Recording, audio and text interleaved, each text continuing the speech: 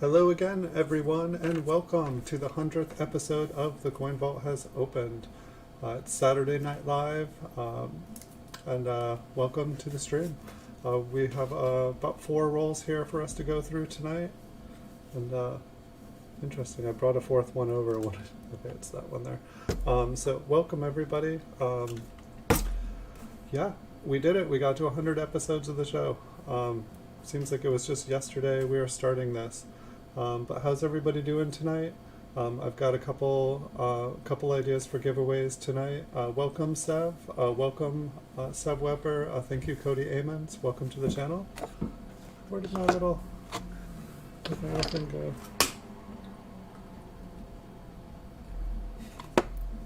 Got everything set up here. But let me get the microscope set up. I've got a coin here you guys can look at for 1 second. I will break out my roll. I think I misplaced my little platform here. I have no idea what I did. It's been here all day. But how's everybody doing? Hello, hello.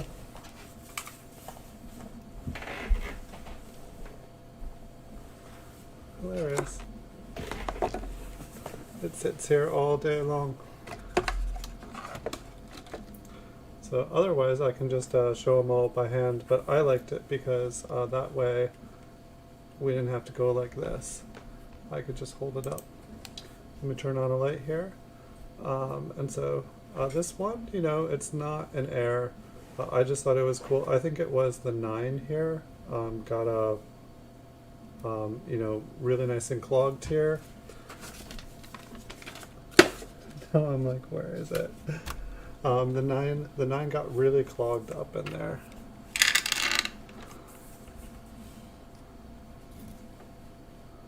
And but I know we saw a couple liberties here. Oh, what a fun start to the stream here. I will find it. Let me think for a minute where I could have put it. But hello everybody. So basically, I added a new giveaway to the description. It's a $10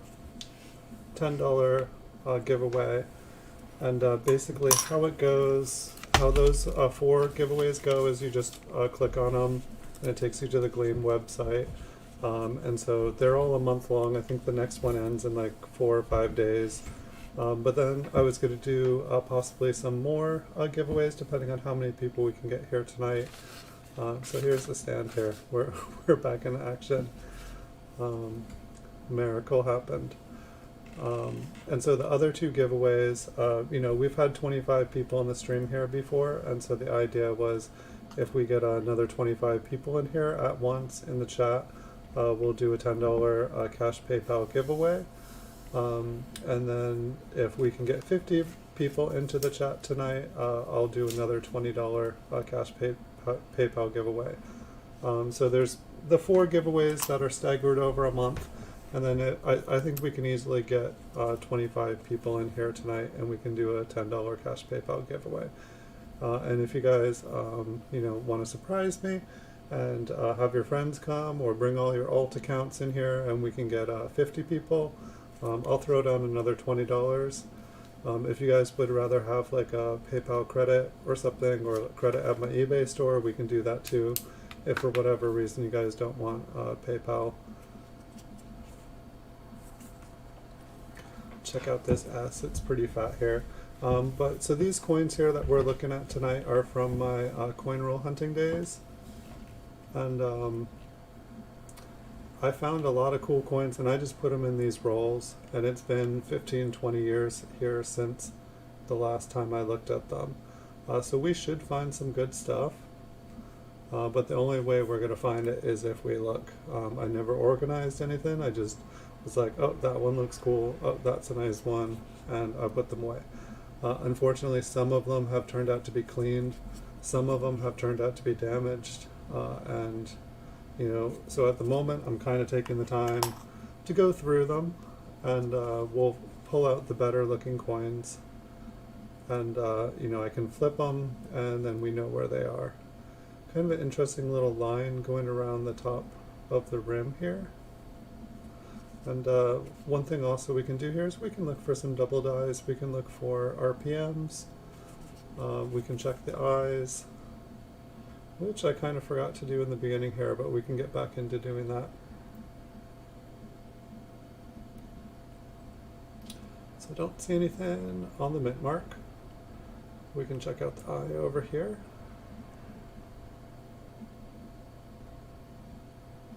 I don't think there's anything there on the eye. I wanted to see what this little mark is up here. I'm feeling like this, yeah, I don't know. It doesn't look like damage. It kind of looks like an extra rim line.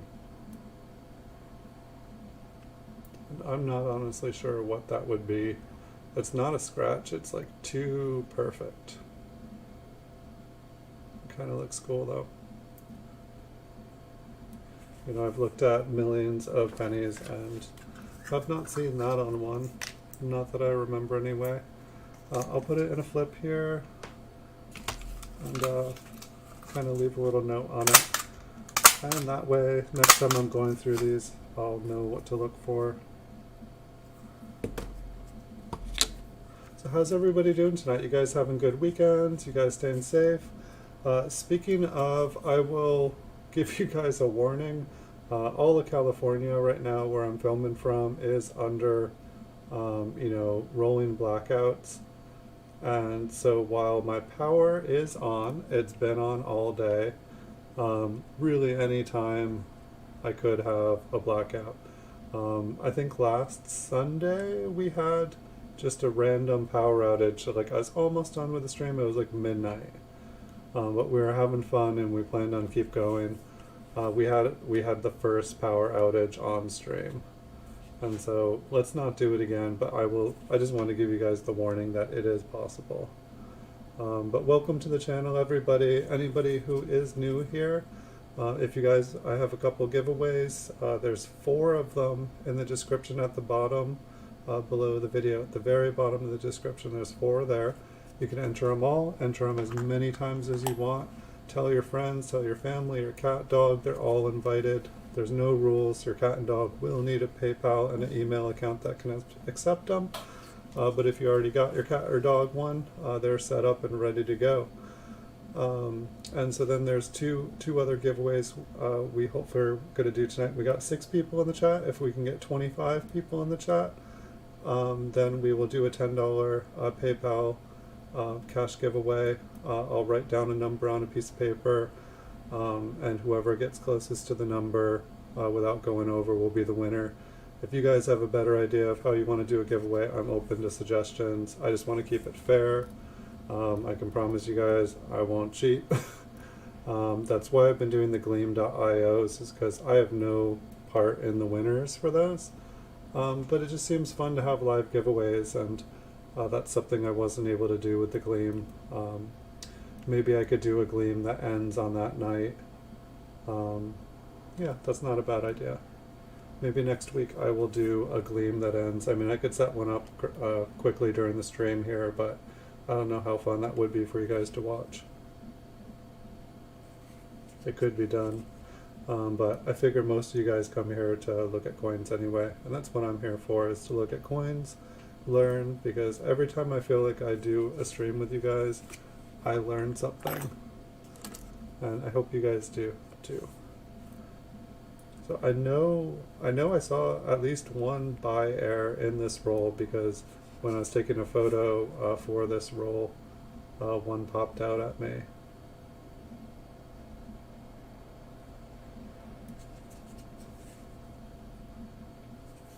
I'm not sure why I pulled this one out. We'll take a look at the mint mark here. You know, some of these turned out to be very, very cleaned. Some of them are dirty. Some of them I just don't know why they're here.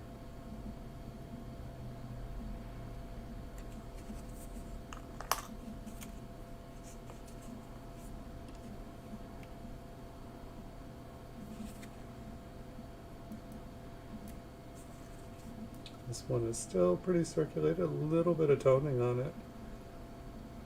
This might be the nicest one that we've looked at tonight. But we should see some better ones tonight. And hopefully in live chat here, I forgot to check which one I put it in. I think I'm good to go. The serif on the bottom here almost looked kind of split, but I don't think it is. I think it's just kind of machine damage. You can see, especially on the 9 here. We'll jump up to the eye, see if there's anything going on up here. And I couldn't see anything going on in the Liberty. I can maybe, why don't I bring the camera a little bit closer and straighten things out, because that'll help you guys see. I can pretty much see usually if there's anything going on the coin without even putting it under the microscope, but for everybody else I will try to zoom in here a little bit more so that you guys can see better.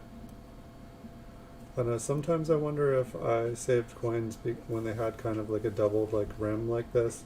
I always kind of thought that they looked cool.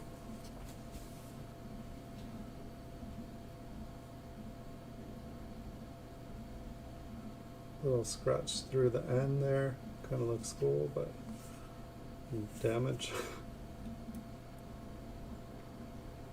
So yay, we made it to 100 episodes of this show.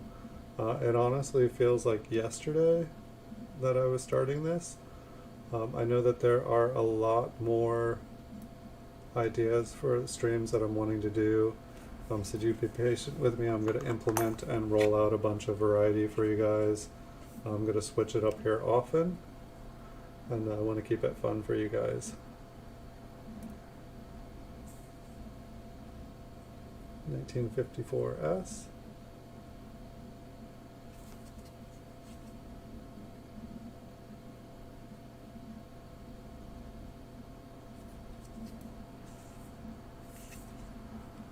Take a closer look at some of this.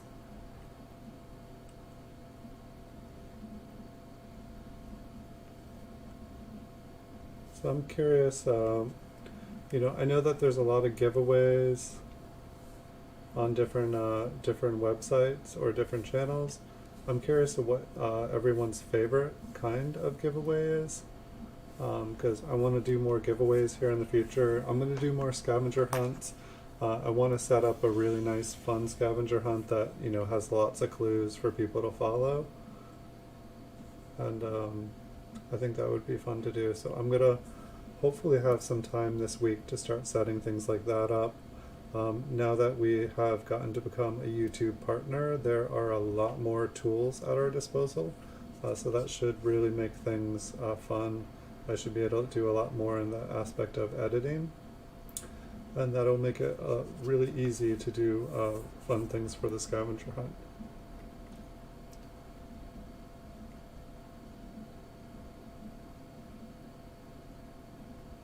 It's an interesting looking S there. And definitely some interesting looking 4s. Let's see what we got for eyes here.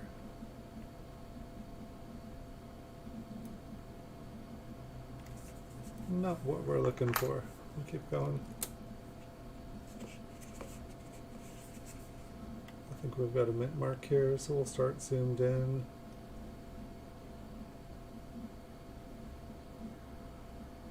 I'm lost. There's a beard, a nose, and an eyeball. Perfect.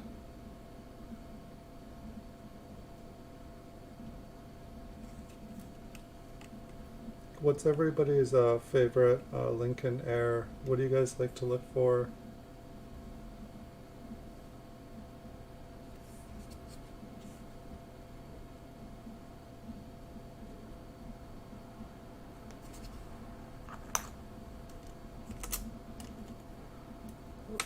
Grab two. Oh, this one is super thin. This one looks pretty well damaged.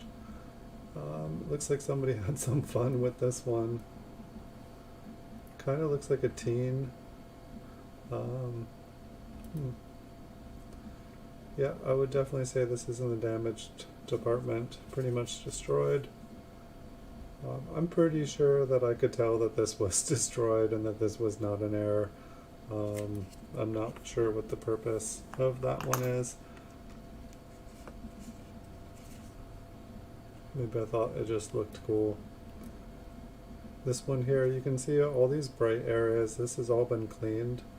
You know, while a dark coin may not look attractive, it's actually worth more than when you shine it up like this. When you clean it like this, it takes all the original surface off of the coin. You know, you can see this coin had really good detail on the wheat ears here. And, you know, in between here, it looks pretty solid, but then when they went to clean everything off, all of a sudden we've got all these scratches and stuff. It's not pretty, not a good idea. Don't do it, everybody. This next one is super corroded. It's kind of interesting. Lincoln there looks like he's got a skull instead of a head. That kind of looks cool. He kind of looks like Skeletor or something. I know this. I feel like there's at least one person here on YouTube who has like a channel. I feel like this Lincoln sent. I can't. Is it something non-conformist? I feel like doesn't he have like a skull or something like a Lincoln skull on his thing? I feel like this could be an awesome coin for a logo right here. It just gives a lot of ideas. I don't know, for a corroded coin, I actually love this one. It totally looks like a skull. I don't know if that was an accident there or how it happened.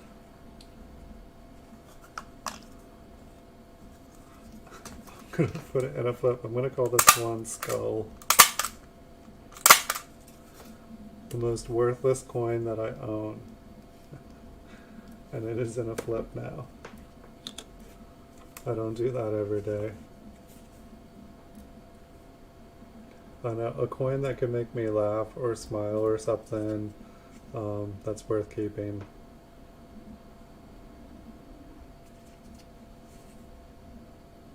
So it looks like this one has probably been cleaned. It looks better in person. Under here though, I don't know what's going on underneath his neck.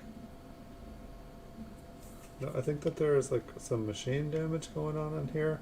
I feel like I see some slight doubling or something. What we got? Look at those scratches there. That's no good. Oh, this reminds me, like if you look at the top of the 4 here, there's like a little, not the crushed part, but up above it. It kind of looks like there's some doubling on the top of this one. Like there's definitely some raised. I feel like we found one like this. And it was very curious. I'm gonna keep this one and put it aside.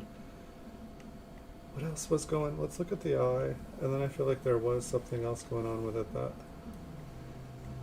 I thought looked interesting. Did somebody give it an eye or more of a nose? Oh yeah, on the chin.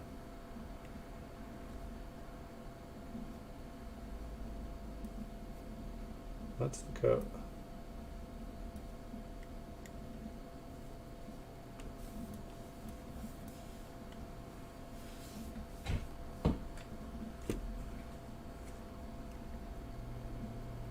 I'll find it.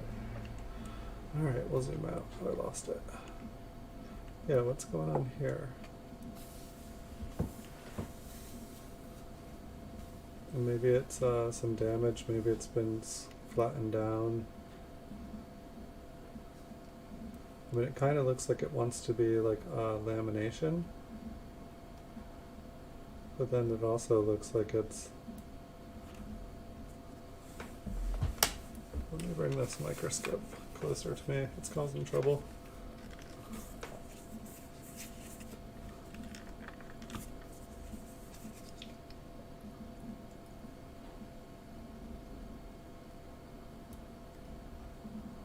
Huh. It just does not want to move that way.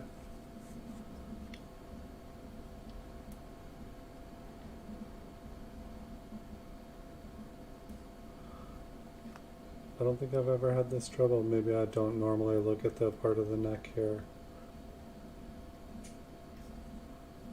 It's kind of hilarious. I've never had such trouble with a coin.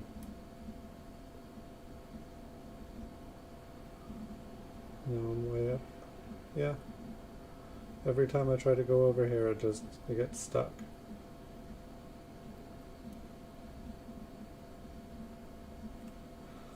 So I'm going to put that one aside. Hopefully we don't have that trouble with any of these others, but I usually don't have any reason to go to the neck. So we'll zoom in here. I just thought the top of that 4 there looked really, really, really interesting. Yeah, it's like if you look at this 4, there's not like a big mound up at the top. And it didn't look like it was just damage up there. This one looks like it's been cleaned as well. Looks like somebody was on a roll cleaning these coins.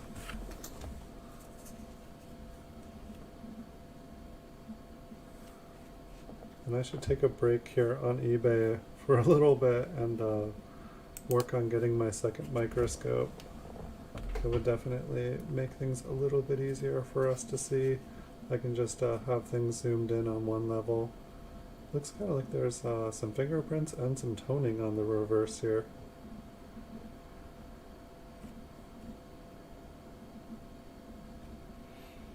It's too bad it's been cleaned as well.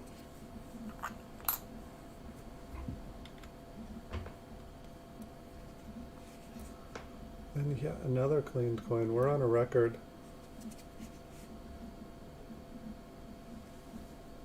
This coin is pretty well damaged. It's like when I go back through these after we do all the shows, it's going to be a heyday just taking out all these clean coins. I don't know what I'm going to do with them all. If I should just sell like a large lot of cleaned Lincoln wheat cents.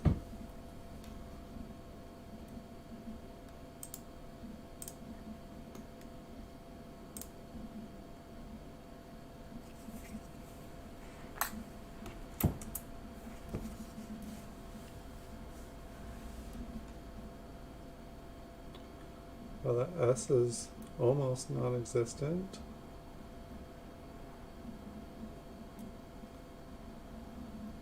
I'm pretty sure that's an S anyway. Let's check out the I. Let's just check out the whole coin. Let's see if we can get a larger view of what's going on.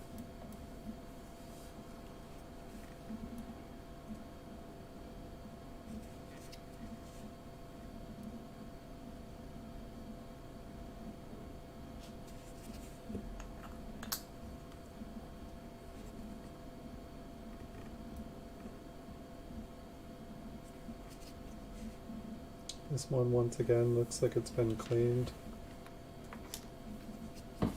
Hey Aunt Orda, welcome to the stream. How are you doing tonight? We're having our 100th episode of The Coin Vault has opened. So we're just started up about 20 minutes ago.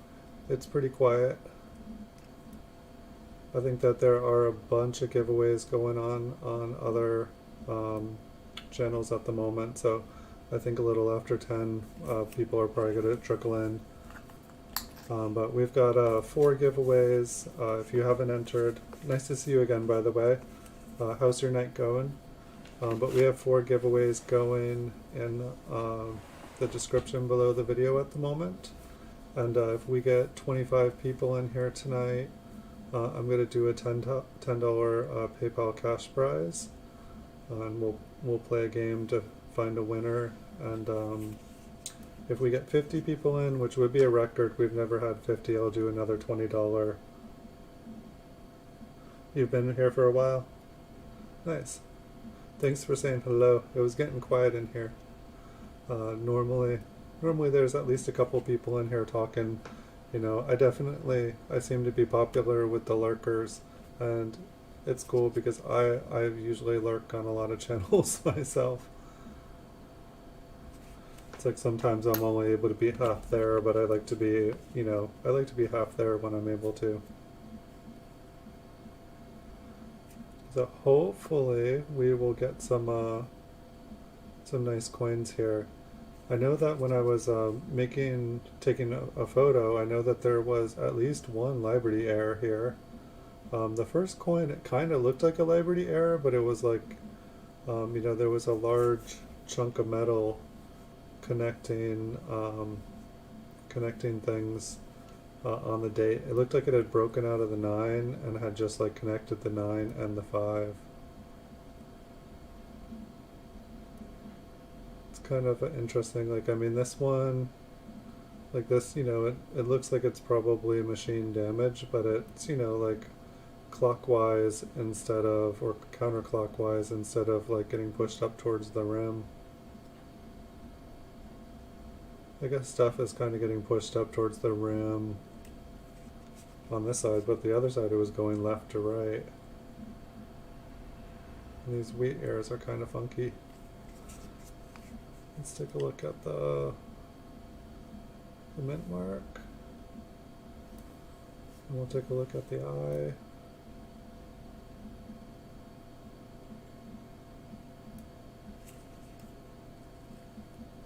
The Proof Mafia is going pretty good. We've been having fun. It was interesting though. I did notice on eBay when I was checking on in different countries, what's available in different countries, and I noticed that there all of a sudden I noticed that there was a bunch more 1936 proofs. Like whenever I would look, there would only be 6 of them available. And then I noticed when I was looking on, eBay Ireland that there were 14. And I was like, wait, why would there be 14 US sellers on eBay Ireland and only 6 in the United States? And I realized that people were basically, they weren't using any of the descriptions, any of the item descriptions to describe theirs. So it looks like there's quite a few more proofs up there than people just aren't making their proof coins easy to find, which was kind of curious. Like if I was selling them, I'd want people to be able to see them so they can sell them. So very, very curious to me. But it's been going pretty good. I've been buying up. I started buying nickels, dimes, quarters, half dollars. So I'm, not just buying small cent proofs anymore. I'm pretty much buying everything. And so that's making it fun. And I've been buying a lot of proof sets, and that's been fun. I have like 10 unopened proof sets now that I've been thinking about opening. I want to open at least one of the last batch that I just bought, just to make sure that there's actually 10 1958 proof sets in there, because for all I know there's like a piece of cardboard with like some like bolts in there or something, which wouldn't be what I bought, and I'd like to find out now that it's not what I bought. I figure, if I open one of the unopened proof sets, it's going to take down the value. But I'd rather know that the other 9 are what they supposedly are than, sell them to someone else and then find out that they're not what they all were supposed to be. See if we can straighten Lincoln out. There's his eyeball.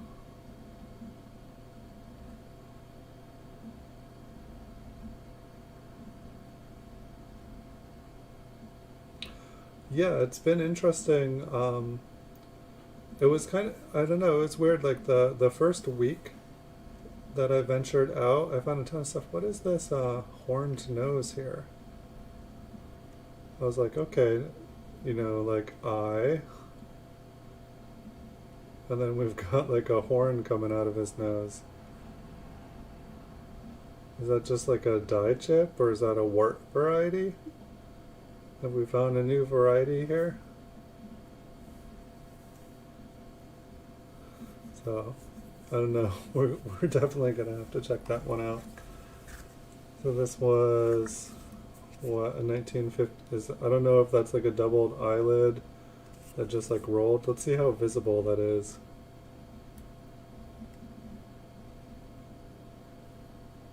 The mint never sealed them.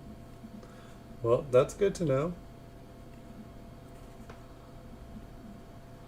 Wow, yeah, you can see this one. I mean, there is a couple scratches on it, or maybe those are die cracks on his head. But there's like, a nice little chunk of metal sticking out of it. It's like Halloween Lincoln. He looks like a witch. So, so yeah, I mean, I can show you the sets somewhere. I don't think I actually have them right here. I can pull them out at some point.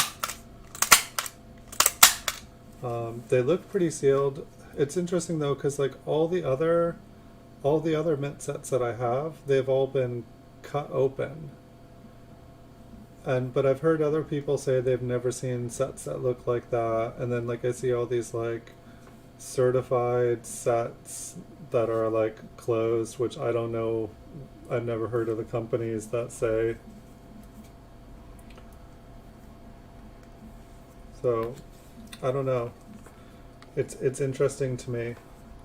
I've definitely heard different things. I think when I was, who is it, gift stores online, another eBayer, I was, talking to them at one point, and they said, "Oh yeah, I wouldn't buy any of those. I've opened plenty of mint boxes, and I've never seen an envelope. I've never seen that kind of envelope when I open boxes before." And then other people seemed like they thought it was totally good. So it's like, I don't know if you saw them when I opened them that one day, but they were kind of like, a yellowy tan kind of envelope. They almost reminded me of, it didn't seem like paper. It seemed like kind of like a fibery paper fabric kind of stuff. It was interesting. It was, it was not, it seemed very strong and very durable. It seemed very old. It definitely had like an old feel, an old kind of smell to it. But yeah, I'm not the original owner, and that's, one of those things that's like with original bank wrapped rolls and like things that are sealed, you never know what's in them until you open them. And so that's definitely, it's like if I was to sell them, I'd want to kind of open them. It's like homemade paper. Yeah, because like, I mean, say like I have some other mint sets here that I just got. Well, I guess, so like, say like these ones, it's like this one's open. Doesn't look like it's ever been sealed, maybe, but it's, flapped. But then this one here was sealed, and it's been cut open at the top, and so it's like, why would someone? And so these ones are missing the pennies in here. These ones I bought the set. I bought the set, and the penny's been cut out, and the penny came pre-graded. So I bought two of them, and one of them, the penny was a 66 red cam, and the other one was a 67 red cam. And so supposedly the two pennies that were in these sets that came out were nice, pretty nice looking coins. But I thought it was interesting how the people would sell. I bought these two sets just for the penny. I paid the penny price that I would have paid for just the penny. Or it was kind of like resume paper, kind of. I mean, let me just look at one of these under here, under the microscope, because I feel like it was kind of like, yeah, it's, say like if you look at this, while this is like papery, if you look at this, there are these like, much longer kind of fibers here, and they're kind of like, I don't know, they just seem more kind of plasticky than they do papery. There's some sort of like it's like I almost want to say it's like kind of fiberglass like. This is basically what the other ones were like. It's like that's the cardboard there. I don't know, maybe it's like a fiberboard. It's interesting. I don't think I've ever looked at cardboard up close, and it totally just looks like Tons of really, really, really small fibers. But I would say this is basically the same kind of material that the other one seemed like they were in. Yeah, kind of like money paper, which I thought was interesting, just because I see some of the mint sets, and they are like super, super kind of destroyed looking. You know, they're falling apart. Just really, really, really, really beat up.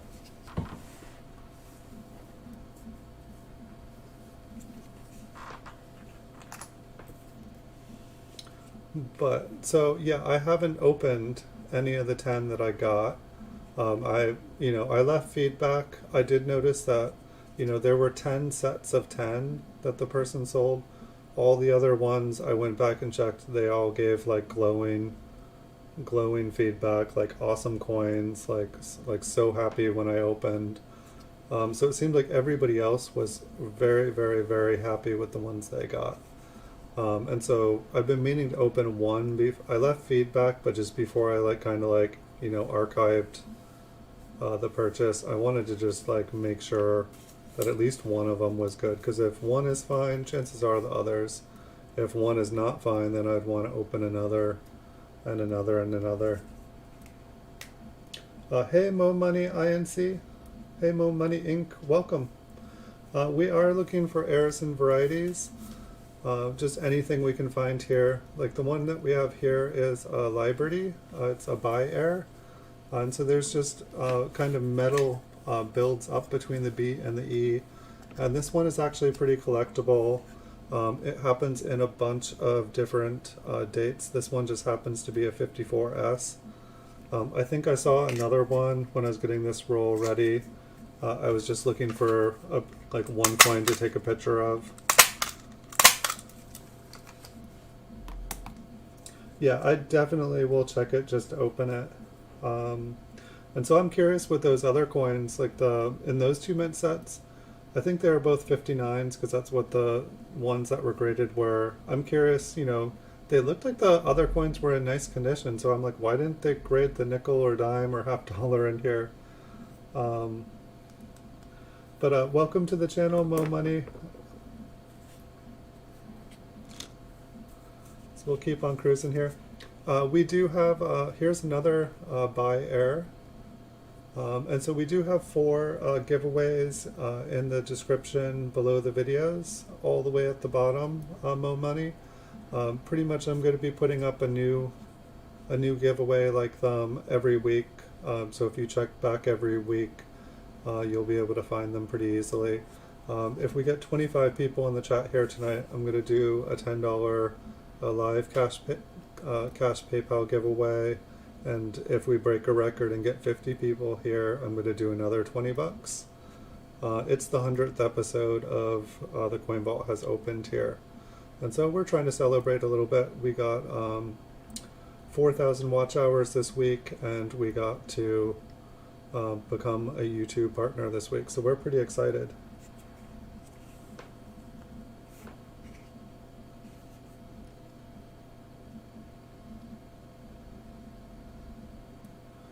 How many do we have to look for? Hey, thank you, Mo Money. So these coins, I searched these like 15, 20 years ago, and I went through like thousands and thousands of rolls. It's totally random. You can find an error pretty easily sometimes, and sometimes it just depends on what you're looking. If the coins you're looking through, somebody already looked through them all. But the thing is, people are finding new kinds of errors and stuff all the time. And so just because the coins have been searched, sometimes people don't know to look for a particular coin. And so as things are changing and more errors are being found, people are going back through coins and finding stuff that no one found the first time. And so, we will probably find, like, on average, we find an above average amount of errors in a roll of these. So here's, another buy error. You're not going to find 3 buys in a row. I put these all, but you'll get to see a lot of different coins that you could find, and then when you find, you'll know, is that an error or is that just damage? It's like I usually learn something every night here, because it's not just me showing things, other people are saying, hey, go back, look at that last coin up there, check that out. And I'm like, what? And then they'll explain something to me. So I'm always learning on here too. One website or a couple websites that I recommend, coppercoins.com, which Copper Coins is also a YouTube channel hosted by Chuck. And he is like, he wrote Looking Through Lincoln Cents, like he knows a lot. He's just like walking knowledge. So if you ever see him on Copper Coins, one word, Chuck is awesome. Great stream, great resource. Variety Vista is another good website. And they just, have a huge catalog. You can look at all the different like varieties and errors by different mints and dates. Really, really handy resource. And basically there's a couple different companies and websites and groups that are trying to put all the errors and varieties together, but nobody has them all, so that's kind of like work in progress. That's exactly why I like Titmo money too, because if you have a filled B, it's funny. I don't have a B on this one to show you. I was going to show, it's like, but it's like, or here, we'll just go to a different coin. But say like with the B here, sometimes the B gets clogged, and it's called like, a clogged die. Just, sometimes the R would be filled, or, inside the 9 or the 4. And unfortunately it's not an error, but apparently when it's between the B and the E, it is an error. And people collect them. And so, but it's like I have like rolls of clogged Bs, because when I was a beginner, I was like, this is different. I think that this is an error.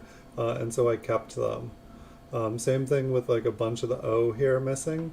I thought it was an error. It turns out that that's called a weak strike. And when you're collecting coins and grading coins, you want a full strike. And so it just kind of refers to a coin that's badly struck. And so we'll just kind of zoom in.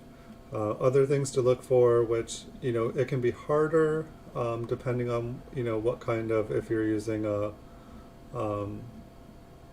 loop, or if you have a microscope. When you look at the mint marks, sometimes you can find what's called a repunched mint mark. And it's basically the mint mark has been repunched. There's like two mint marks, like a mint mark on top of another mint mark. And there are some really nice ones. There are some valuable ones. And there's definitely double dies. I'm not as good at spotting double dies. One of the reasons that I've been checking the eyes, or in front of the eyes on Lincoln, is that there are a bunch of double dies that are there, and they're findable.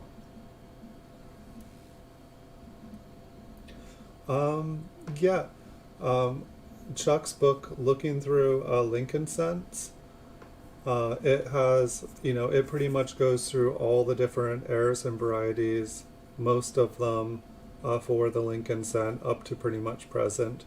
It kind of gives you a history of everything. But at the same time, if you go to coppercoins.com, it's kind of like the website version of the book. Like the book is out of print, and so therefore it's not getting updated. Now, I'm not sure. I think, you can see some scratches going up and down here. I think that something wore out the L and the B here. I don't think that this is just missing. I feel like something, maybe a coin roller or something, even though we're not really seeing, I don't know. For some reason, I don't feel it's natural. I want to take a look at the 6, just because the 6 almost looks like it's split here. But I think it's just wear. I think that it's just... So hopefully I'll find RPM so I can show you here. So yeah, there's different points on places on the coin that can get like a weak strike. Sometimes, if that I and the B on that last one, it could have been kind of like a weak strike. But a place often that will be weak strike is like the E pluribus here, or E plur. It'll just, barely be there. The half of, this part of the 0 here in the word 1 will, be faint. It'll almost be flat to the, level of the surface of the planes up above. Sorry. Basically the 1 here will be almost as flat as the surface of the coin on the top here.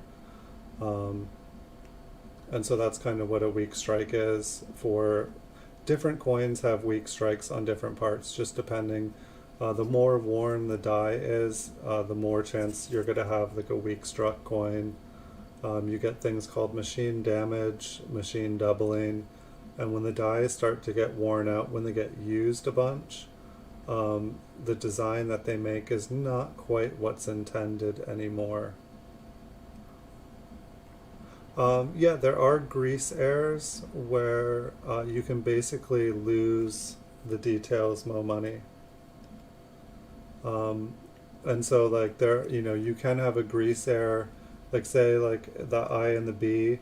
It could have been a grease error where there was grease there, and when it struck through, you didn't get the I and the B just because it hit grease and it didn't strike there.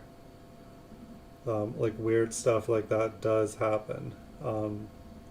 It's like if you see like kind of on the edges of the coin up here, it's like everything kind of gets pushed out and kind of like faded. You can see how all the luster kind of is like long lines extending towards the rim. And it's like the letters here kind of like almost disappear and get flattened towards the rim.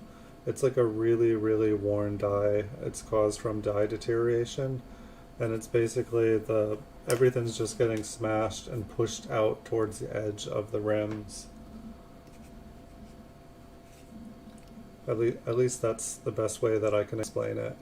But it's just funny because, like we all look at pennies, and, until you start to like take closer looks at them, you don't notice like a million things about them.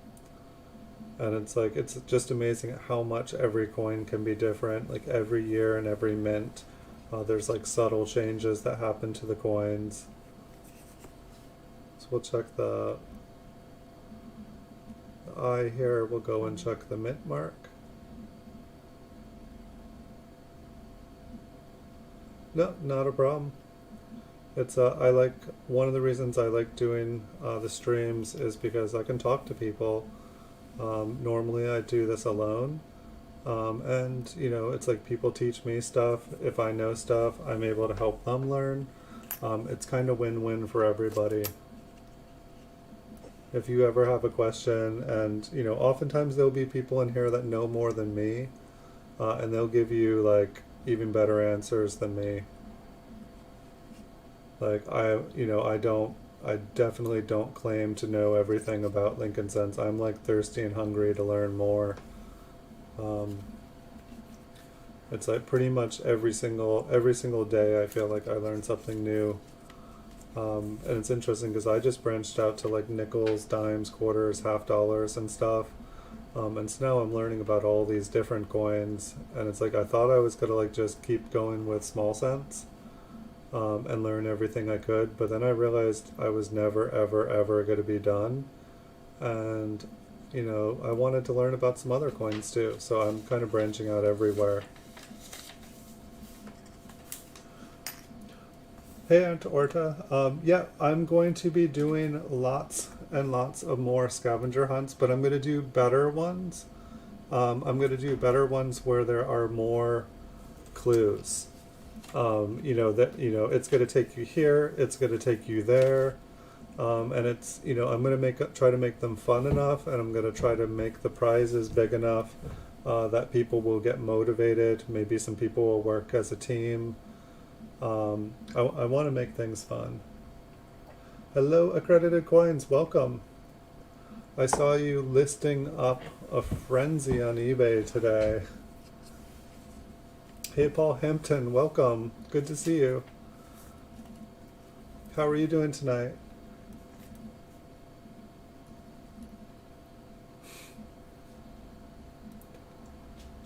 Hampton.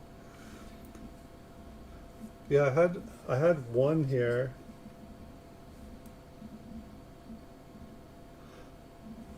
Yeah, hey, I didn't notice if you noticed accredited coins. I was on eBay.Ireland, and I noticed there, if you look at 1936 proofs, there are 14 of them for sale. But then I noticed they were all US sellers, so I came back to eBay and I just didn't use any of the search terms. I just typed in 1936 proof, and 14 PCGS graded 1936 has come up. Um, so apparently people are not using the descriptors, item specifics to describe their 1936s. So there's quite a few more up right now. None near $500. But I thought that was super interesting. But yeah, so like they were totally invisible to me until I went to another country's website. And then when I went to another country's website, then all of a sudden I could see them all. So I thought that was kind of interesting. But I'm gonna have to go in and check a bunch of stuff using, not using the descriptors or the item specifics, because apparently the item specifics, like, everyone's decided not to use them anymore. So I had one here.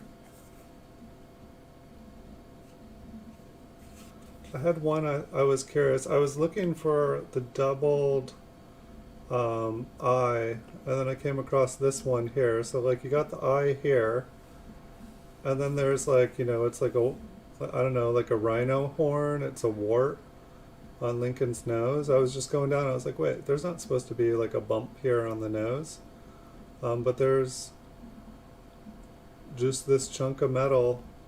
Kind of, maybe it's a die chip, but it's totally flush with the nose here. I thought it looked kind of cool. So I don't know if you've ever seen something like that, Paul. If that's some sort of variety, if it's like the Wicked Witch variety, it's a Lincoln pimple. Yes, but I thought it looked cool. Watch, we'll find more of them now. But hopefully we'll find some cool stuff tonight.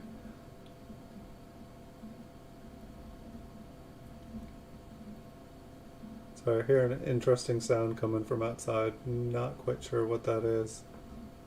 I remember it's reminding me of the night when there was like 4 different animals outside all making noises at the same time.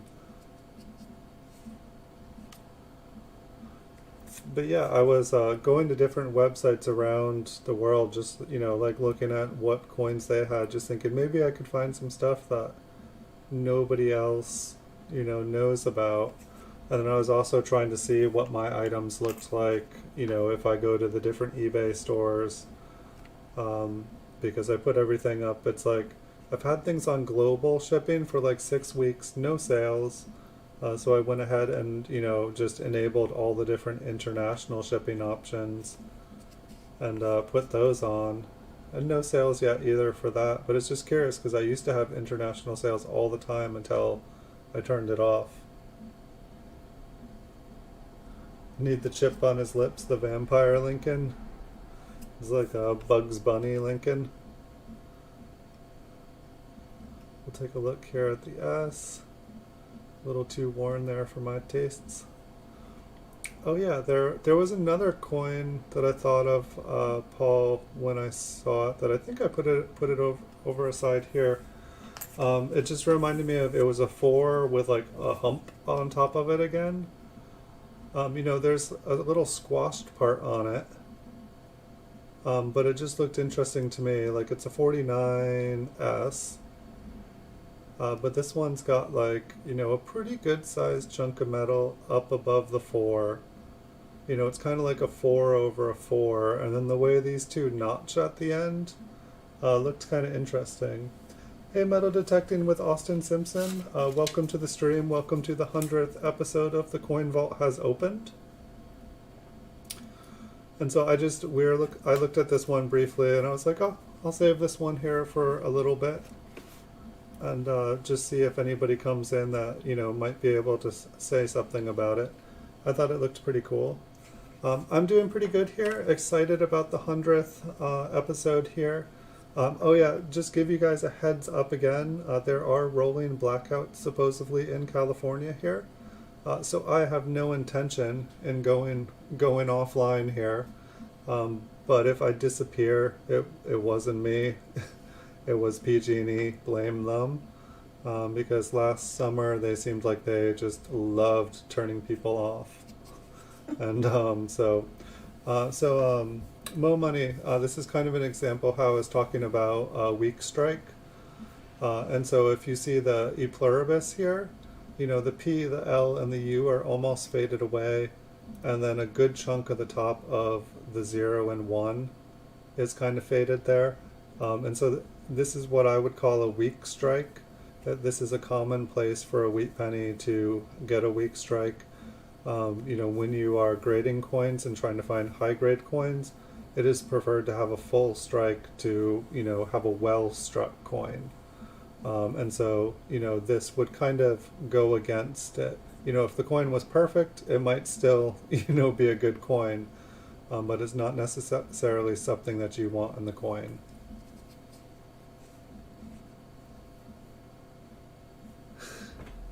Yes, to coin the Benji term. The top is damaged. You believe the other is normal. Okay. You're very welcome, Mo Money. And I'll point out anything that I can here. Definitely if you have questions. And Paul Hampton here, he is really, really, really, really good. We're lucky to have him here tonight. And so he will probably answer stuff before I get a chance to. When he can. He's oftentimes working on projects while he is on here as well.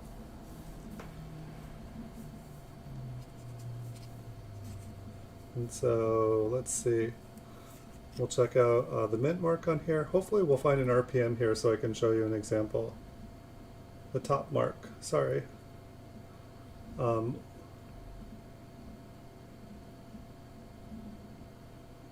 So it looks like the mint mark's got a little bit of damage here.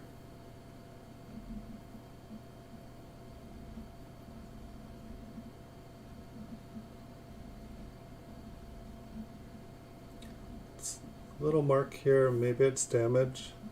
It's just funny, it kind of looks like about the size of an eyelid, but it's going the wrong direction.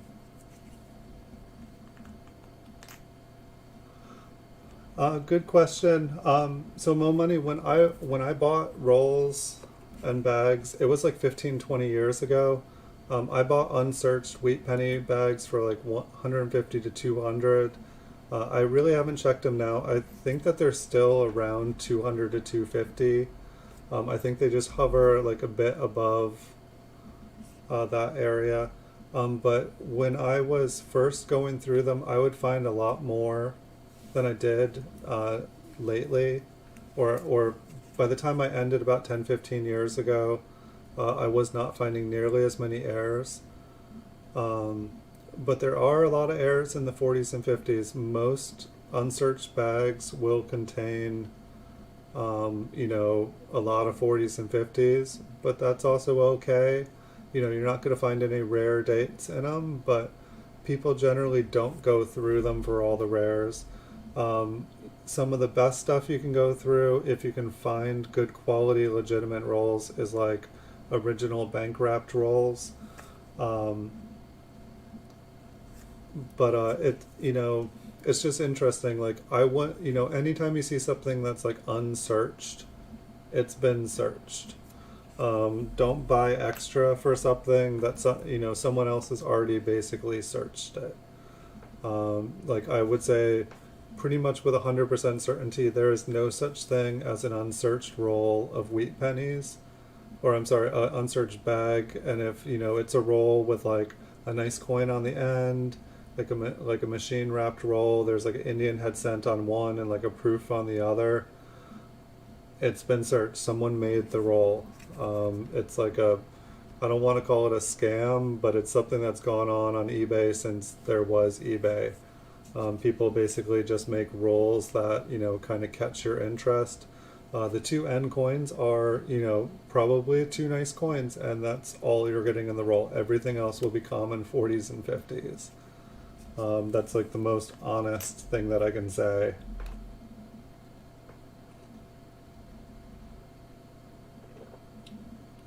You think it was damaged on the nose?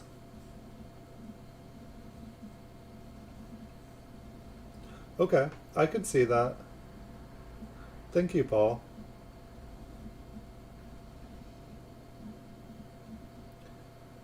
JR Business.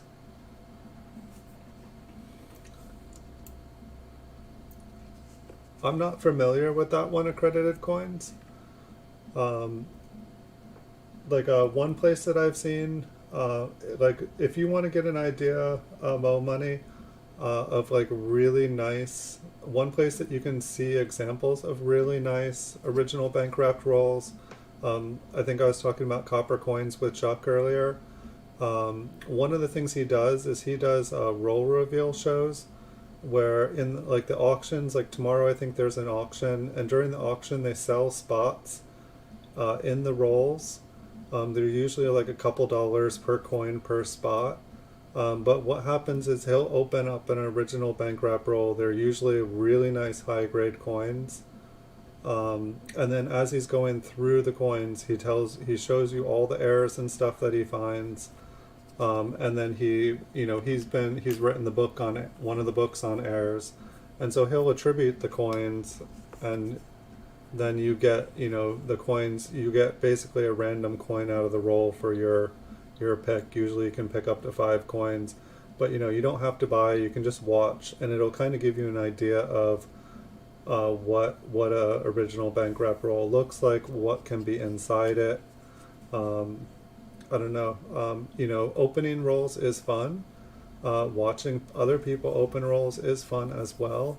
And I would say if you're new to it, watch some people open some rolls so you kind of get to know what to expect, and also kind of how to handle them.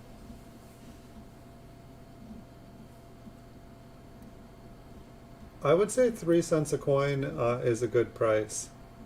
I mean, if you pay 3 cents a coin for a wheat cent, you're going to be able to resell it for 3 cents a coin. Buy them for 3 cents, go through them, find what you can, and then you can resell the rest for 3 cents. Um, it's only going to cost you your time. And the better you are at finding coins, the better chances are that you're able to, make something on it.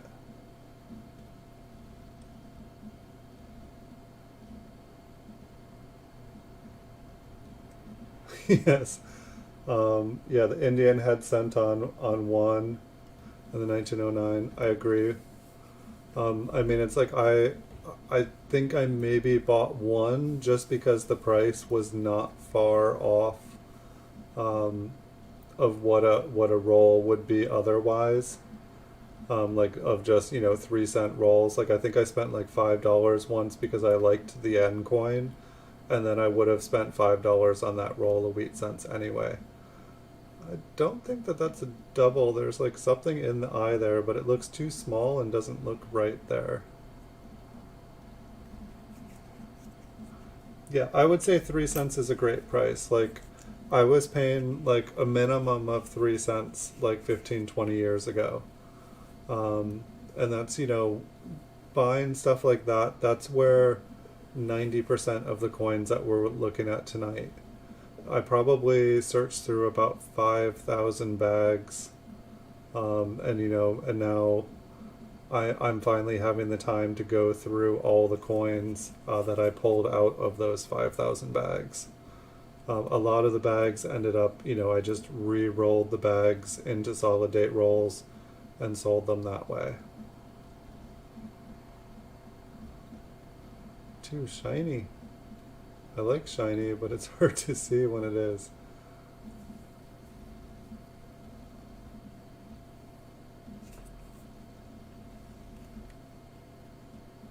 Yeah, if there are shows that you can get, you could almost probably buy for 3 cents a piece. I mean, I haven't checked the price on eBay in a long time. My guess is you could probably sell, bags for like 5 cents a piece at the moment on eBay. But I haven't checked in a long time. But that seems like a pretty good price to me. Yeah, and that was a long time ago now, Paul. Like it definitely. I don't know. I wanted to. One of the ideas that I had with these, because I have a ton of Flying Eagle cents, was I was gonna basically make my own rolls, just pretty much just like those people did. Throw a nice BU looking coin on the end, throw a Flying Eagle cent on the other end, and then put like I don't know, take like 20, 30,000 of these kind of coins like this that are just all over the place and put them in there and just mix them all up so that I don't know what anyone's going to get. Maybe they'll get a roll with 5 buy-airs in them and a couple in Flying Eagle cents. But I was thinking just make some rolls like that. And I figured that like, the first 5 or 10 I sell would probably go for bulk price, and then enough people would get a roll and be like, whoa, this actually is pretty decent. And then I figured the price would go up, but I just didn't want to eat a whole bunch of stuff just to get there. I feel like it would take a while before it caught on.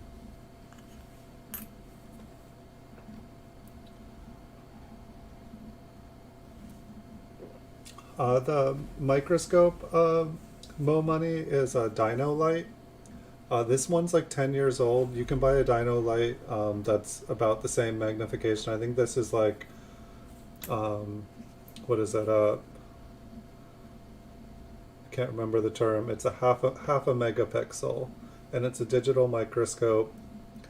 You can take photos, you can make videos with it. I just input the video from it into OBS so that you guys can see it here, and it seems to work pretty good.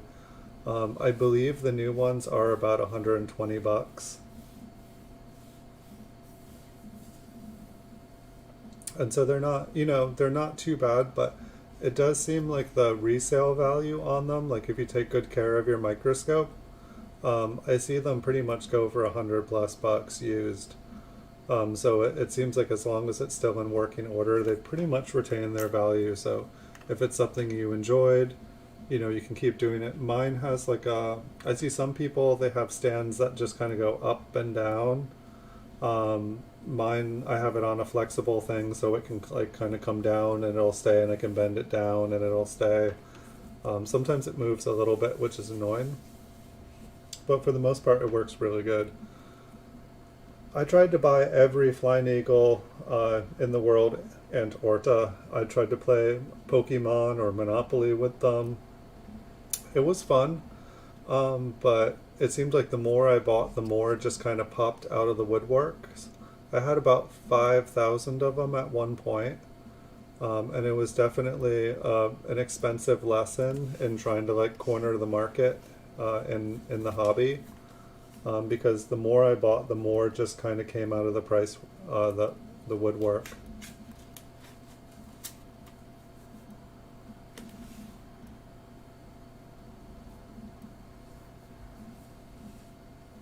Hey Blue Sandy, welcome to the stream, and congratulations on the third scavenger hunt prize. You did an awesome job. Yeah, there is no guarantee on Chuck's rolls. That is true, and that's kind of why I recommended just go check it out. Watch what an original bankrupt roll looks like, and it kind of gives you an idea of what you can find. But not only that, but if you watch even one episode of Chuck, you will, whatever date, whatever mint you're looking at, whatever year, you will learn about that. Like you'll learn more about that specific year and mint than I think you could anywhere else. Um, and it's like he will point out everything that is going on with the coins. It'll be a very valuable lesson, and it's free to watch. It's a great resource, and he's really nice guy. He will answer questions and help you if you have a question. Um, I have less than 1,000 accredited coins. I used to have like my goal was to get to 6,000. I got to a little over 5,000 at one point, and I pretty much sold. I pretty much sold all of them. I have about 1,000 now. I thought that I could buy them all up. I was, it was my beginning. I was, I kept seeing references that there are only 6,000 of them thought to be estimated to exist. And so I bought them and I bought them and I bought them. Every time I went to a coin store, I would buy out every one online, and more would pop up, more would pop up. And it got to the point where I had 5,000 and there was like still 3,000 on eBay. I had more listed on eBay than everyone else combined. And I was like, okay, something's not right here. And like, so yeah, the estimates of surviving stuff, sometimes, I feel like people make up the numbers. So, if you ever decide to corner a market and buy everything up of something, make sure you know what you're doing. I believe Chuck has a stream tomorrow, but I think it's an auction. Um, his channel name is Copper Coins, one word, and it should come up pretty well. His website is coppercoins.com, and there's like a variety search on the top left side, and you can basically look at every single different kind of error for almost every year and mint. And so yeah, then I kind of started to sell off my Flying Eagle collections at that point, when I was just like, okay, these numbers are wrong. And I'd propped up the market to where, the most beat up dinged one was selling for about 12 to 18 bucks. Now you can get Flying Eagles without me trying to buy up every one. You can get them for like under 5 bucks at auction sometimes. There's probably, a few for under 6 or 7. Buy it now. They're gonna be pretty messed up. Um, but they're there. I then started to just try to buy like higher grade certified ones. Yeah, I think tomorrow's auction may be Jessica. I think you're right, Blue Sandy. But Jessica is also awesome. She's also awesome teaching about the different coins. She's been really working hard, and she knows her stuff. I think if you check out Copper Coins, I think Jessica would be just fine. An Eagle, yes, it was an Eagle Mafia. I recommend them both. Jessica works with Chuck. She does some of the shows. She does like the auctions now on Sunday nights. But you can check out all of Chuck's past videos as well. You don't have to watch the live ones. I think he's got over 100 roll hunts at least. I wasn't. I was having trouble with that one, and it looked like it didn't have much detail anyway, so I didn't think we'd find a double eye on the eye.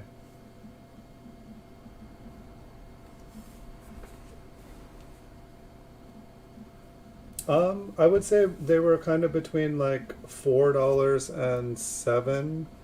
And then I feel like once I bought out all those, they kind of went up to about 8 to 12 bucks. Kind of about 12 bucks was the like lowest I would sell. Pretty much when I was doing Flying Eagles, it was a very, very silly recipe. It was basically like buy them and then just put them up for twice the price. So if I bought like a beat up cull, it would basically be like, $8 plus shipping. That's out. If I bought a $10 one, it was $20 plus shipping. And that was just the formula I did. I would just buy them all, you know, like I would just buy everything off the bottom. I'd buy, you know, a bunch of the higher graded or the ones that were looked better. I would pay more for them. So I'm a little bit curious about this one here. I thought this should be a new roll. It just looks familiar. I think it's the tape on it. It's full. It's like I went and grabbed another roll. Something, here, we'll do this one last. Something just feels familiar about that roll, which it shouldn't be. Here, we'll find out quick. This should be a brand new roll that I haven't gone through. It was definitely from the vault, but for some reason that last roll and then this one, they just gave me deja vu.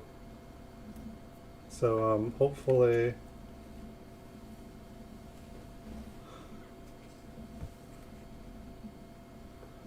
Adventure Inc.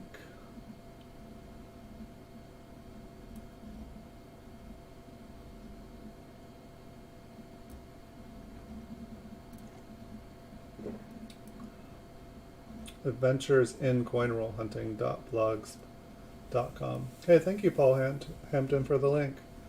I'll have to check that out. So yeah, hopefully we'll just find an RPM right off the bat with these rolls or something, and then we'll be like, okay, yeah, definitely did not go through these ones, or we would have seen that. A little bit brighter coin. It'll be a little bit easier to look for stuff on here.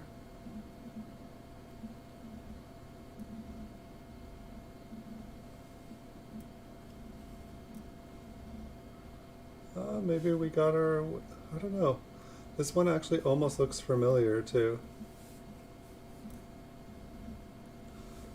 I don't know, the bottom almost looks like it has a split serif, however there is some damage to it.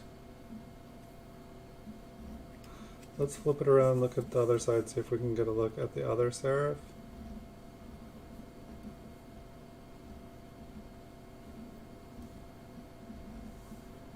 Not very well. Let's see if we can get a different look at this one. I know there does kind of look like there's a split on the bottom one.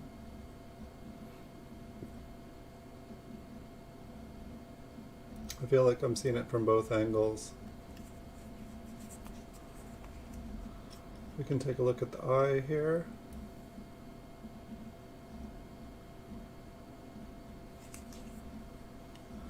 And we'll zoom back out. I don't know. I don't know if you saw that one, Paul. I feel a little mixed on it. I feel like it's just because there was so much damage on the mint mark. I'm having a hard time. I feel like I saw a split serif on the bottom for sure. But just the way that the coin was damaged made it kind of hard for me to be like, it's like I feel like 96% sure because of the bottom. But because I couldn't see anything on the top, I felt like it was just, you believe it to be a very minor RPM, both top and bottom. That's how I felt. I just, I felt on the fence just because I felt like there was nothing backing it up. I really like them when I can say yes 100%. I feel good about this. Like last night we found one that I felt really good about.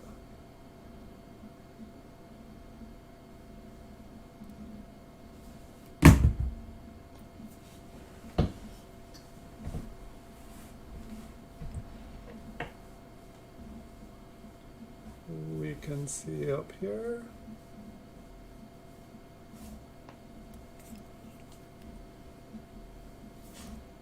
I can put that one in a flip if you think it's an RPM. I felt 95, 96%.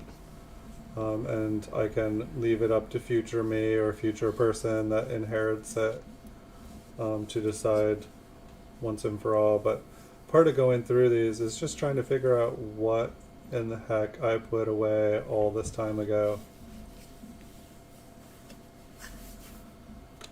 Here we'll need, but I mean it definitely makes me think that this was not a roll. I definitely have not had that feeling of, oh, I think I already went through this roll since I started this show.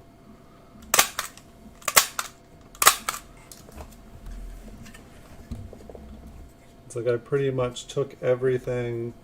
I took a box out of the vault, and I've been taking from that box nonstop, and then I've been putting everything else somewhere else. And the only thing I could think of is that I was very tired after staying up all night, night after night after night, doing later and later and later shows, having fun, and just put things in the wrong box. But I don't think that happened. I think I've just been looking at a lot of coins, and it makes me wonder sometimes.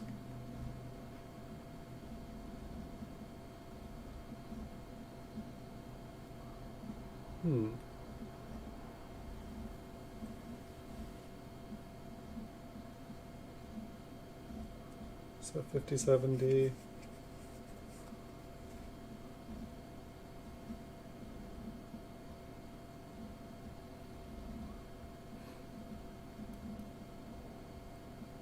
So I'm looking at the top serif here, and I don't know if it's just a line or what.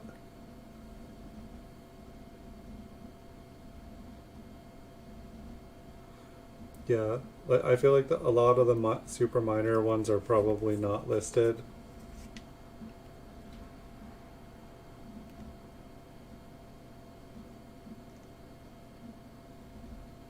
I don't know, I'm not seeing a split on the bottom.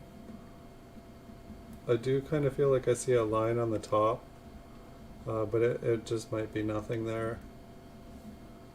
I feel like our time will be better used looking for very, very, very strong examples.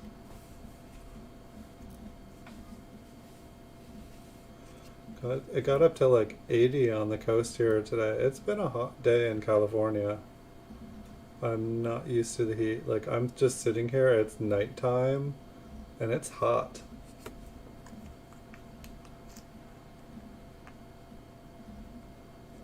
Yes, the more worn and damaged the coins are, the harder it is to be able to look at the mint marks. The harder it is to find different varieties.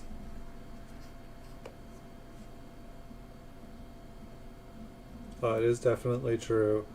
You know, the very, very worn. Like, oftentimes when I find like teens and 20s, the coin is just too worn to even be able to tell.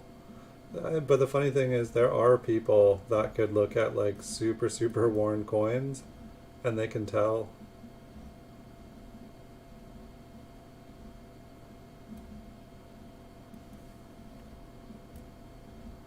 And it always amazes me too.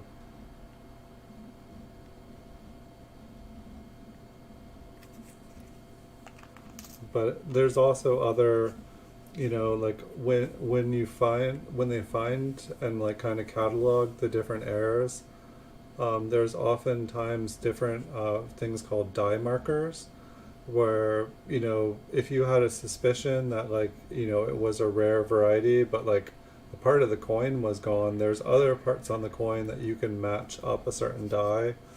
Like, certain errors will, you know, be on every single coin that is struck with a particular die. This one looks like it's got a little bit of toning on the reverse. It just has like kind of some interesting colors to it. It may be cleaned too. I don't know, I'm looking at like all the little scratches. Like, some of the fields look really great, and then some almost look like they're cleaned here. Yeah, sometimes if it's damaged, it's not worth the time either. Yeah, definitely for the coast here, I would say this is a heat wave. It's not normally hot inside here at all, and it is just like it's baking. And yesterday was like smoky, like really, really, really, really smoky. And so I'm afraid we're just gonna have like fires all summer here. I'm not looking forward to that at all. But hopefully we won't.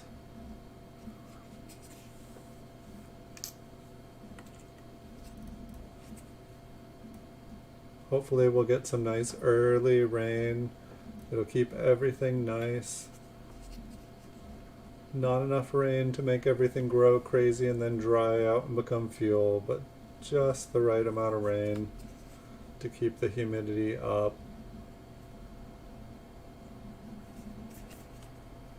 It's like the last thing we need right now is like forest fires everywhere. Why a pandemic? We don't need a bunch of people having to like leave their homes. Everybody should just stay home until this is all done with. And get some coins and have some fun. Just find something you enjoy doing. Stay home. Do all the things that you never have time to do. That's what time it is.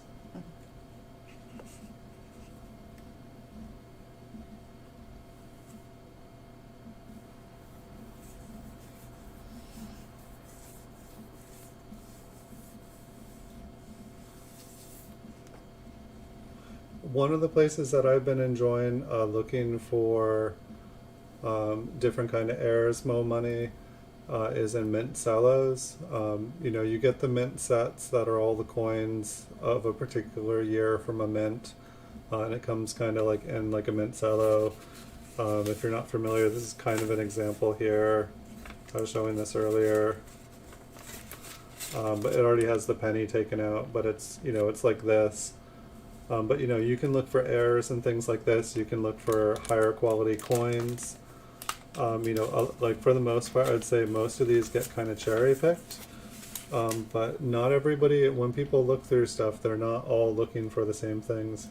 Welcome Bigfoot Silver Hide and Seeker. Welcome to the 100th episode of The Coin Vault Has Opened. We've kept at it. We didn't go away. We didn't hide our head in the sand. We are celebrating the 100th episode of The Coin Vault Has Opened. So welcome. Good to see you again, friend. So we'll zoom in here. We just have 13 more people here, and we can try like doing like a live giveaway or something on the show here if you guys are up for it. I know most of you guys come for the coins and you wouldn't want anything to do with it. But I don't know if people saw in the description, like, it's like if we get 25 people in here, which we have done once before, I'm willing to do a $10 cash giveaway here tonight. And if we can totally break a record and get 50 people here, I will do a $20 one on top of that afterwards. It's the 100th episode. I wanted to try to do some fun stuff.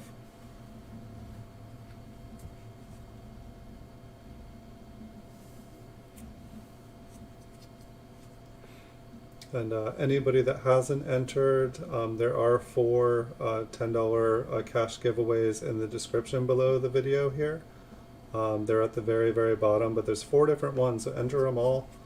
If you have a YouTube channel or you have a YouTube account, that's one way. Facebook, another. I think there's like 13 different ways you guys can enter. They're supposed to be fun. They're supposed to be a thank you for all the support. This one kind of looks like an RPM here. I feel like it's kind of hard to see. Let's see if I can get a better... I feel like on the bottom here, let's see if I can turn it. I feel like we can see a little notch on the bottom serif here. And then I think on the top, I think there is one too.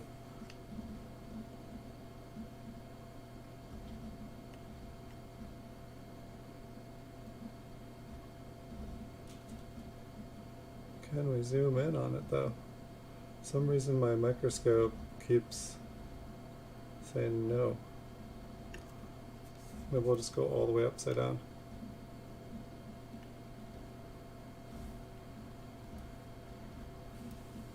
It's like I feel like it's a little bit more north than I would think. I feel like the bottom upside down looks really good. You can kind of see like the little indent there. Hey, thank you so much, Bigfoot Silver Hide and Seeker.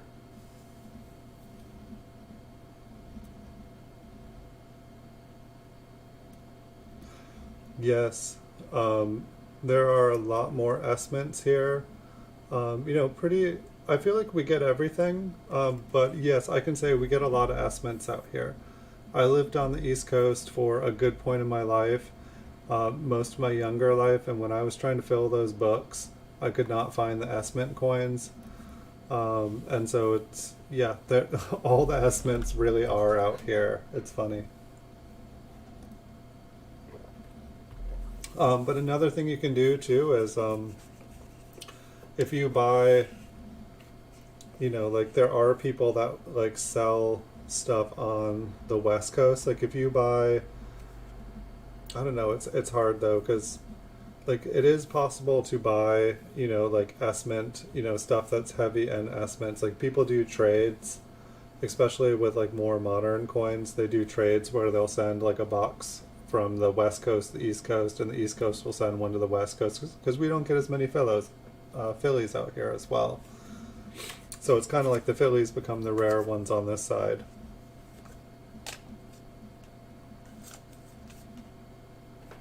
There it is.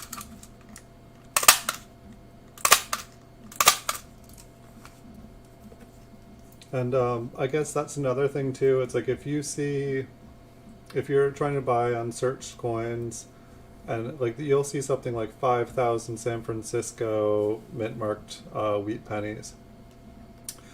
It's going to be all 40s and 50s, and like it's going to be like 10 dates the whole bag, and so you're not going to get teens, 20, 30s. Like if you see like 5,000 teens or 5,000 20s, it's going to be a bag of 5,000, if it's teens, it's going to be like 4,500 1919s, and it's going to be like, I don't know, like 50 1918Ps, 1917Ps, 1916, and then there'll be like one roll of mint marked ones, and they'll be like the most beat up, ugly, unreadable coins you've ever seen in your life.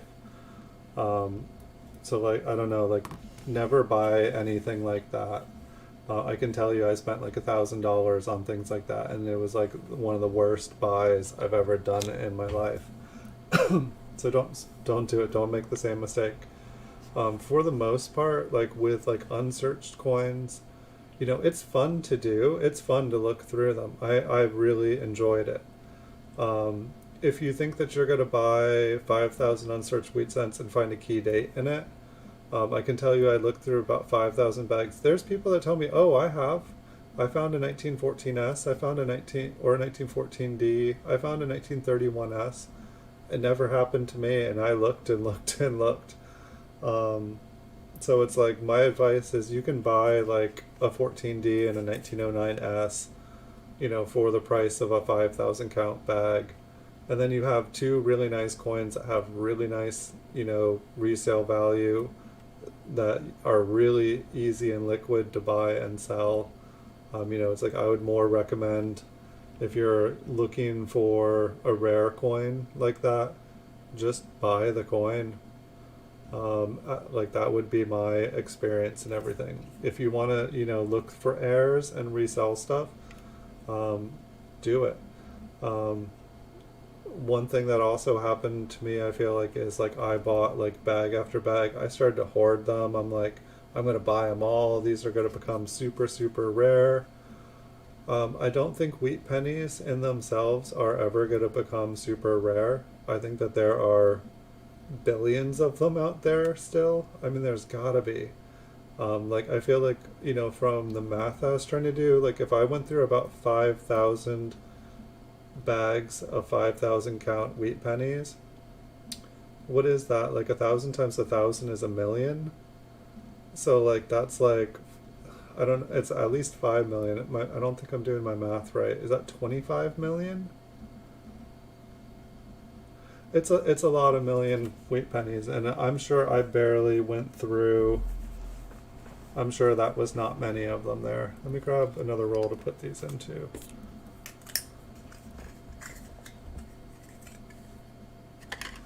Yeah, I mean, it's like, I guess it's like I was determined to find, I had a wheat penny book where, there were only coins that I found went into the book. And so if I didn't find it, in pocket change or searching through something I bought, it didn't go in the book.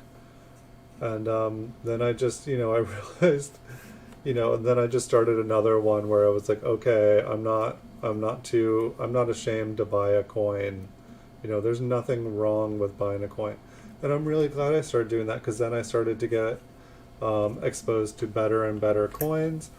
And that was probably the best thing to do, because now I buy and sell higher graded coins, and it now is my job. It's like before I was working another job and, dealing with lower graded coins. But it's like when you get into higher graded coins, you can make money. You can buy a coin and then you can sell it. It's the same thing with the Flying Eagle cents that I had, where I'd, buy them for $5 and sell them for $10.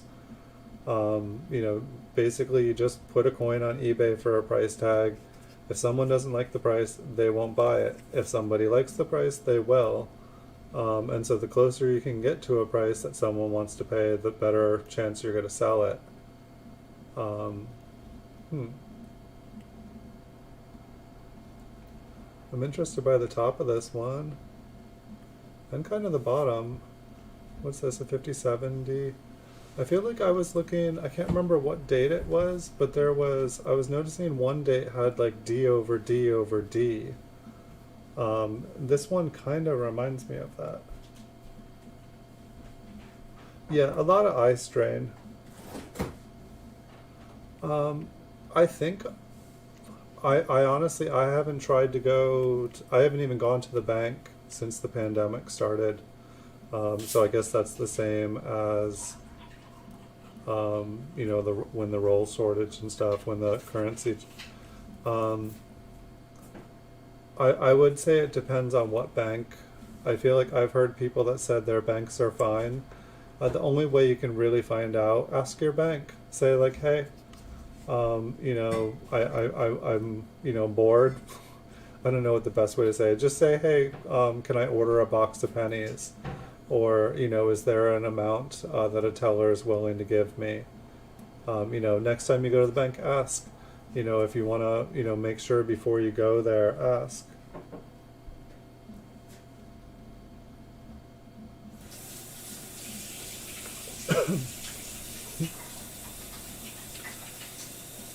The SVDBs are a dime a dozen. Yeah, yeah. Sometimes I just end up using them at the store. Sometimes I will just use them as pocket change. There's a lot of SVDs floating around there. Do you have any thoughts on this one, Paul? Like, it kind of, it's kind of beat up here. Like, almost ignoring the top part up at the top, like the kind of the curved lines in it. Like this bottom serif here, it kind of reminds me of the D over D over D. It almost looks like there's three, but it's like I really can't get a very good angle at it.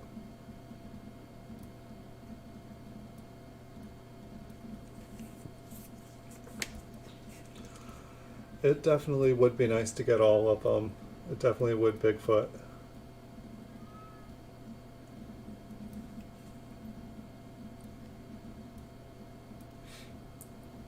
Just those two to finish the set. Yeah, I still have never owned a 1909 SVDB. I'd like to, but it's just one of those coins that it's like very, very expensive.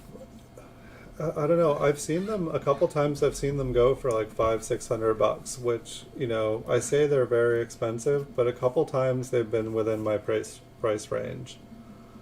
But it's one of those ones that it's like generally if you're able to get it, you're probably gonna sell it. You're not gonna be able to sell it for much more than you paid for it. Like the price just kind of seems set, and it almost kind of feels like the price of like the really expensive key dates have kind of gone down over the years. So it's like I've kind of steered away. Like a lot of the key dates seem like they've actually come down in the last 10-15 years. I don't know if anyone else has an opinion on that, but I feel like it's gotten easier to get some of the more unobtainable coins. I don't know if there's just, more of them on the market, or if, there was more hype on them and it's kind of calmed down. The 1969 SVDB. I'm not familiar with that one. The double die.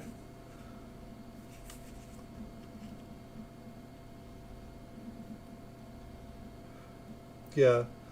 But it's like I still feel like key dates are, good coins and that they're worth it. I mean, it's definitely something to own one. That was the interesting thing in the beginning of the pandemic here.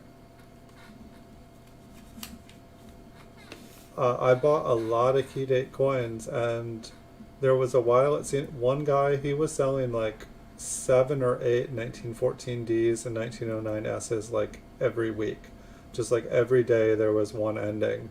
And I bought up a lot, and I talked to him, and he was just like, I'm being, I lost my job. I have to sell my entire collection to pay for rent. And that was like all his money was in key dates.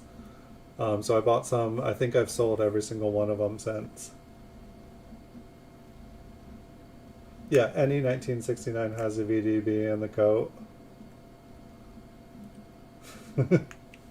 So technically it is a 1909 SVDB, just with a 6. Or just an SVDB, I guess. Yeah, I guess I can understand with bullion eagles falling in favor.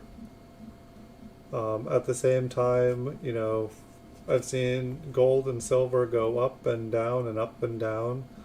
If gold and silver, if like all of a sudden everything stabilizes here and the economy starts to grow and the world outlook starts to improve here, gold and silver are probably going to go back to about where they were before all of this. They seem to do really good in times of uncertainty when investors are stressed out. When none of the options on the market look like a good idea.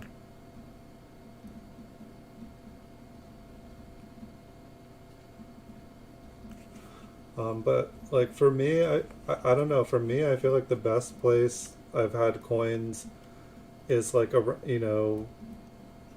coins that are like from worth about like $15 to $30.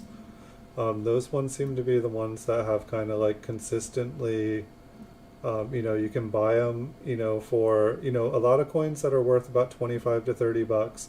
You can buy for about 15 to 16, like about $10 to $16 at auction. And when you're buying coins like that, you're buying them on the low end of what they're worth. Then you can sell them at the high end of what they're worth. And, there's always kind of a steady stream. They're pretty liquid. If you go and try to sell yours at auction, you're going to get the low end. But if you put them up as buy it nows for the high end, then you're going to get the high end. And you just, buy up a bunch of them, put them up for sale on eBay. They sell on the high end, and then you're able to get money. Then you have money to buy more, and you just continually do this over and over again, and your collection just kind of gets bigger and bigger and bigger. I don't know. I've definitely found that buying quality is definitely been a better investment than buying quantity. Like it's like if you think you're gonna like corner like a raw coin market, doesn't work for me. The 1993 SVTB. I saw which year is it? There's like one of the quarters has like an extra tree on it. It's like the double die with the tree on it, and it's got like a fisherman in a boat looking at the forest or something. And there's like a double die tree where there's an extra tree, but I swear I was looking at the coin, and it just looked like a Bigfoot. It looked like a Bigfoot standing behind the trees, and I was just like, all I could think of is this like fisherman like looking out at shore into the woods, and there was just this big Bigfoot watching him. Yeah, we got Bigfoots out here.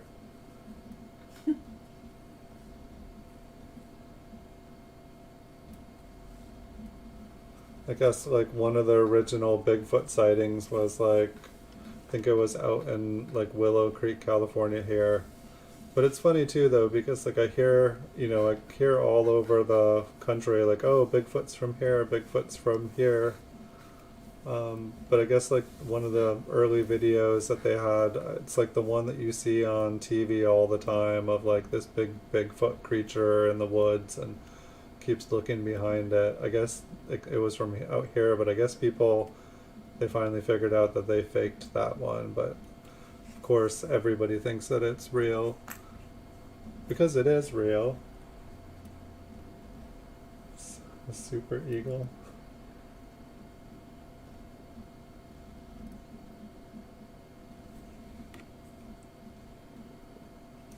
You just got your first seated Liberty, Antorda?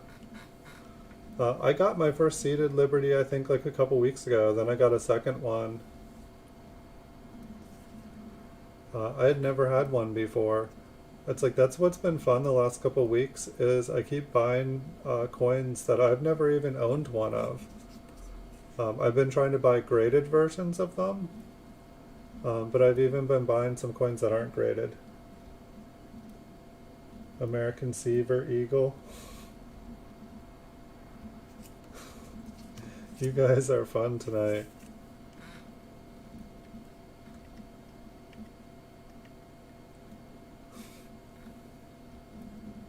See if we can. Where's me focus? Let me straighten out this microscope. Because I should be able to focus on that, obviously. We've been doing it all night.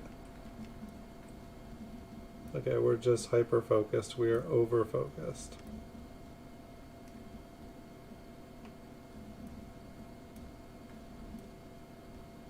Much better. Minnesota Mo Money. Yeah, I was looking at a couple graded versions of those today. They looked really nice. Like until like I saw it like up close, I had never actually seen what the double die looked like. I've been trying to buy a bunch of different certified varieties lately. One's graded by PCGS, just so that I have examples of them to look at, so that then when I'm searching through raw coins, you know, it's easier when you have one, you know, in hand to compare. It's way easier to be like, is this the same thing or is this something else? And so I've been trying to buy up those. I've got a couple RPMs coming in the mail, a couple varieties coming in the mail, and I'd like to make a collection. It's just, it seems like every time I get one, then I, you know, put it up on my eBay store, and then somebody offers me a price that I'm like, okay, I'll sell, and then it takes 6 months again to find one again. Hey, accredited coins, thank you so much. Yeah, we just need 12 more, and I can do a super chat. You just subsidized or just 12 more for a PayPal cash giveaway. So if you guys know any friends, feel free to invite some friends here. If you guys have alt accounts or your cat has an account, feel free to get them on here, and we can do a giveaway. I'd like to do it. It's like I want to do giveaways on the channel. I like seeing people win stuff. And thank you, accredited coins. Thank you so much. Have you had a good night? I saw you just pumping away the auctions. And I was checking out your store today too. You have a lot of stuff I do not have. You have a lot of coins I've never even seen. I used to mow money. I sold off all my gold and silver. I don't think I have any like gold and silver rounds or art bars anymore. I used to love gold. I used to be big on gold. I sold all my gold to buy certified coins. I feel like gold and silver are a really good way to store wealth. You know, especially in a climate where they're going up. But for what I found is, you know, my assets, I wanted to be able to move them. I wanted to be able to buy and sell them and make more money and more assets with them. And so I ended up selling it to buy coins because I was able to buy and sell coins a lot easier than I was gold and silver. It's been a while. And it's funny too, like I have been buying proof sets. And so technically those have silver in them. You know, like the 1959 set that was missing the penny I was showing you earlier. The $50 is silver there. The quarter, the dime, they're all silver. Um, and I don't have a particular favorite mint either. I'll be honest. I found some cool bars and stuff, but for the most part, when I was buying, you know, if it was like raw, um, if it was raw, I was trying to get them for as cheap as possible. It wasn't necessarily about the art that was on the coin. I generally, for the most part, I did buy like American Silver Eagles or Maple Leafs, just because I found and I thought that it would be easier to sell. Were you doing state quarters before, or what were you listing today? Or accredited coins? I know you were saying that you were totally regretting, or not regretting. You weren't looking forward to doing the state quarters and the barks. I actually did some state quarters today too, and they were a little bit painful.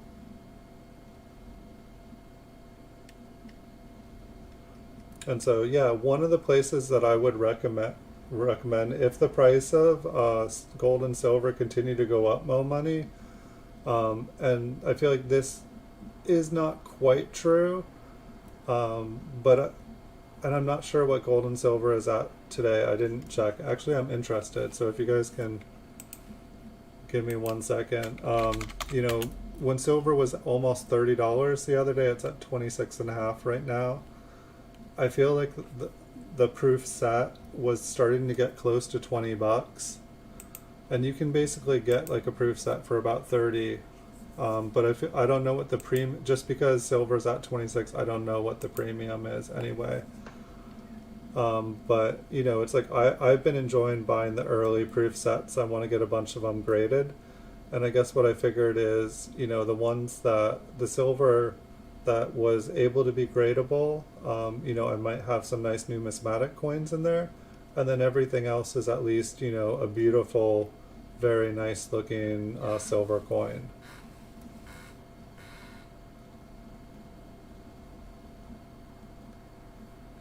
You just finished all this. That's a lot of state quarters.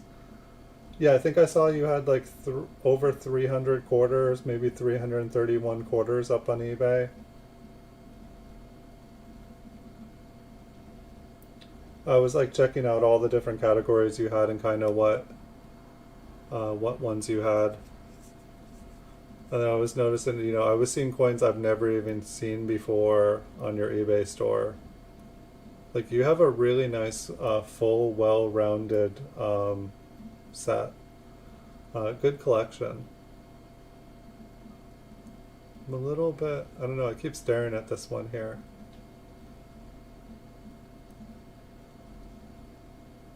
I don't know if I'm just wanting to make it into something.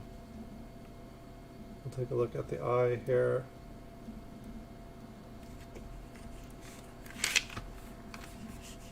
My microscope keeps wandering on me. I'll rein it back in here.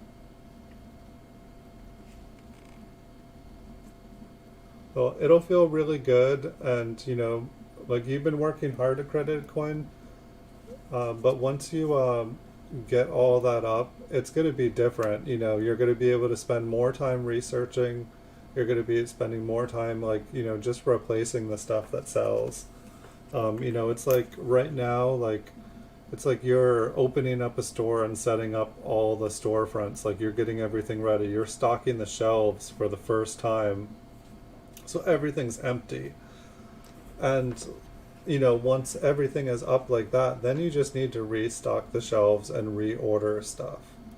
And it seems like you've got a pretty good system as you sell stuff. I'm sure you're going to have really good records and know exactly what to buy. So I think you're going to do really, really well. It already looks like you are doing really, really well.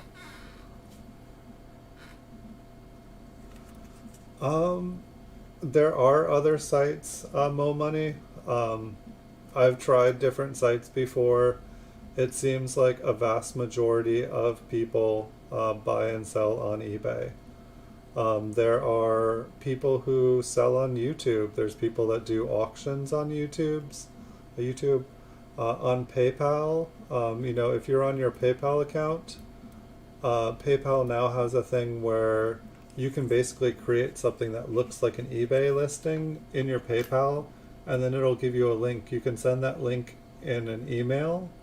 You can post it to your social media, and it basically just makes it looks just like an eBay listing, but you send it to people and post it in social media, and then they can click on a button and check out on it. It's almost like PayPal is trying to say, hey, we don't need you, eBay, anymore. And eBay is trying to say, like, manage payments, we don't need PayPal anymore.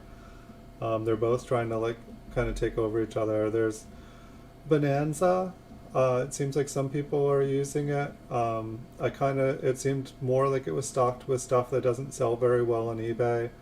Amazon has, like, nothing. Like, you have to, like, I don't know, you have to be like a really big business with like unlimited inventory, I think, to do Amazon. Facebook.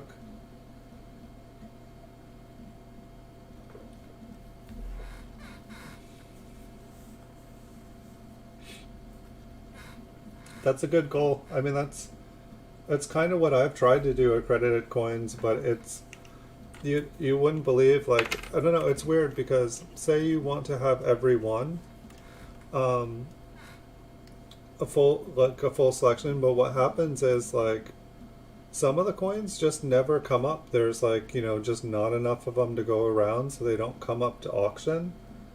And so it's kind of like you buy what you can.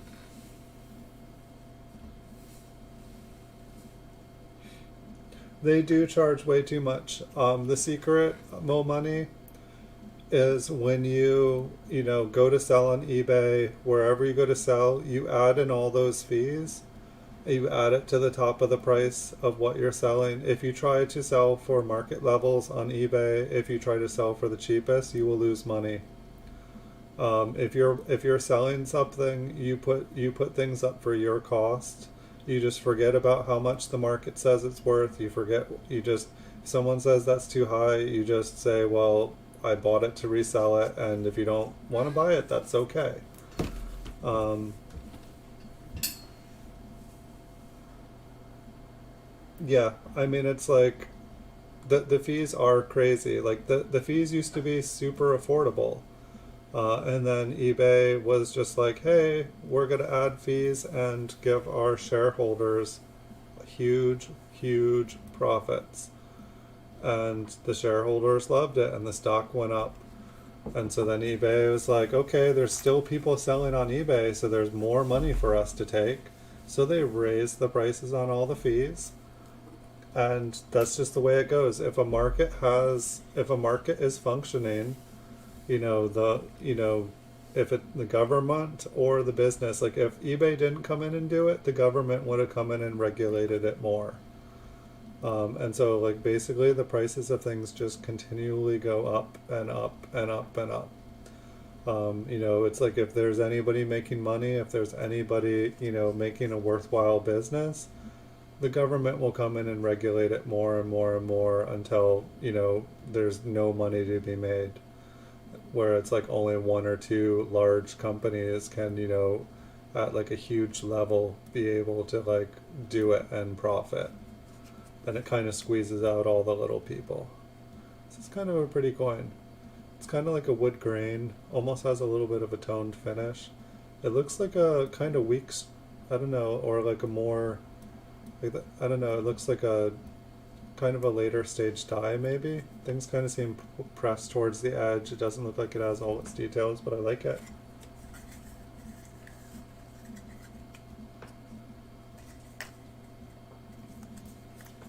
I'm not sure if I should. It kind of almost reminded me of like a wood grain on it, which normally wheat pennies of that year would not have a wood grain on it. I didn't get that one in there right. It's okay.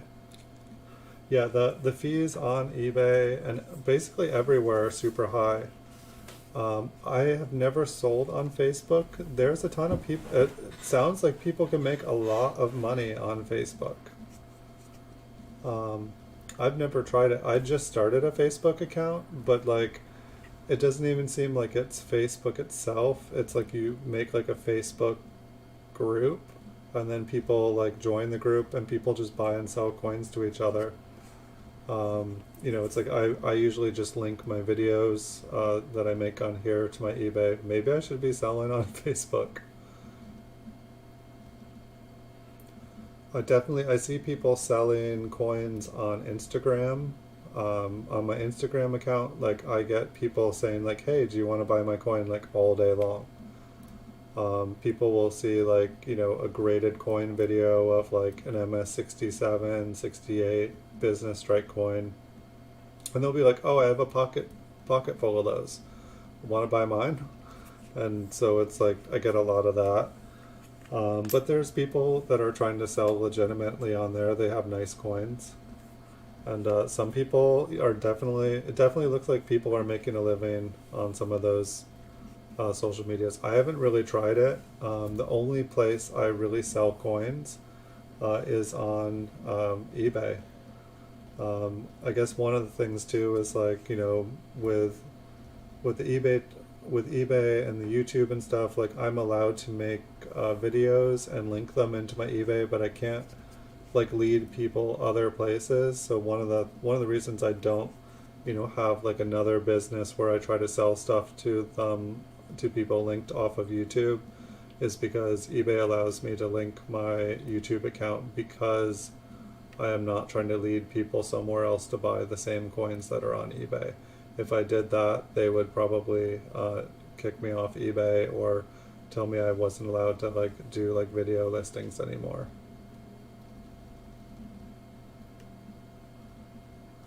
Yeah, I mean, I could do like a separate account or something that doesn't, link to my, it's like I could like have another YouTube channel or I could have a separate Instagram account that's not just networked to everything that I could buy and sell with. It would be interesting. I've definitely had people ask if they can buy my coins, through Instagram, but it's funny, they're always like higher priced few $100 coins. And I would, I don't have the experience of buying and selling on those platforms. And so I don't want to do a high price transaction for my first sale on a social media site I've never used before, because I imagine that there are plenty of people that do. There's plenty of ways, even on eBay, there's ways to get scammed. And that's one of the reasons that I do like eBay is that a lot of the people that would scam you have already scammed someone and they've already gotten kicked off. It doesn't stop people from making a new account and trying to scam someone again. Yeah, I mean, it's like I guess that's kind of the way that I look at it too.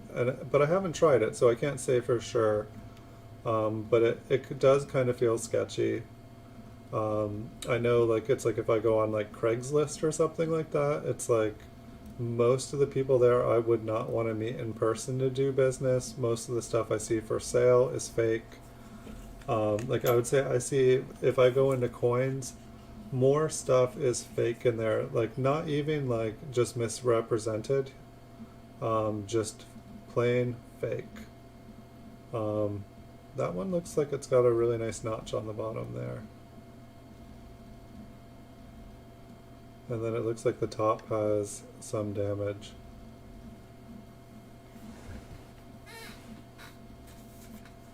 So that one is 55D. That one looks like an RPM to me.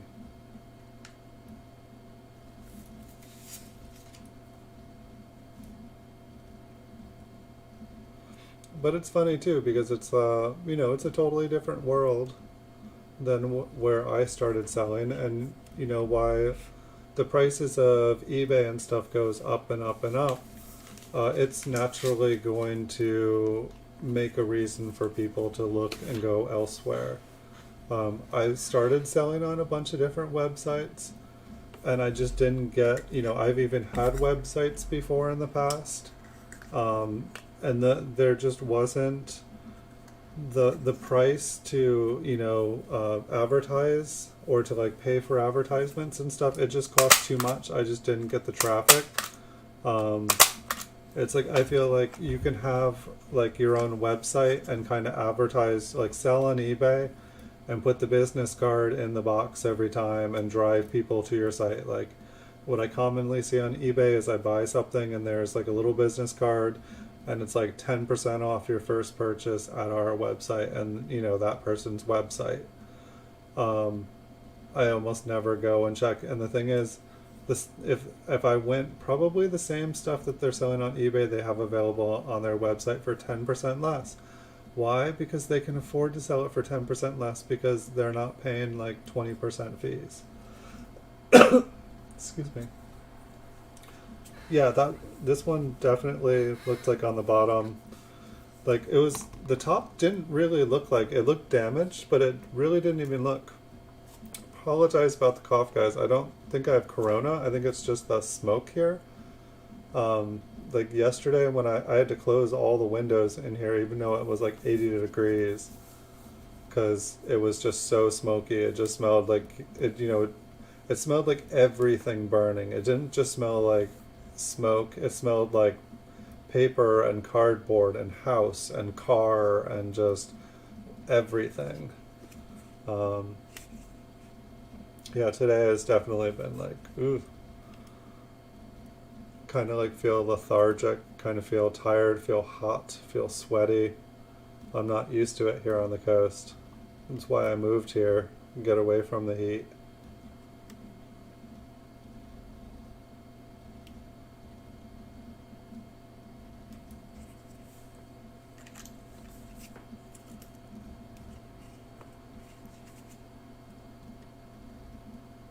And thank you again, Credited Coins, for the super chat. You've been so awesome. I so appreciate it.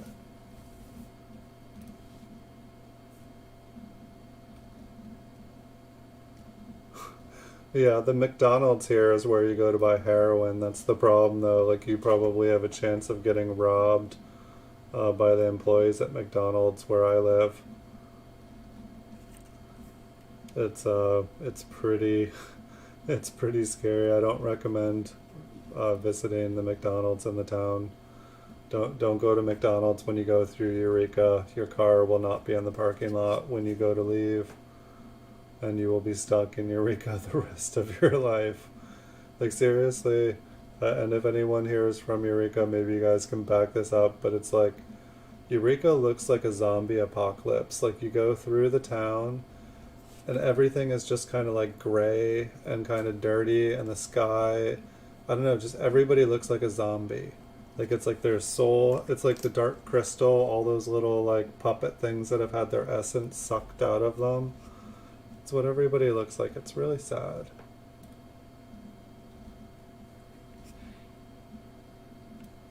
But I don't know. A bunch of the other places in the county here are pretty nice. Eek. But Eureka's like the back of this coin. It's just, it's all messed up. It's sad. It's, I don't know, it's kind of weird though, because like it still has kind of, a little bit of it still has like kind of that Wild West vibe. It's just like it's still, huh. Is this one all damaged on the front, or is it an RPM too? Like that back was messed up. But then that kind of looks like, I don't know, what's the date here look like?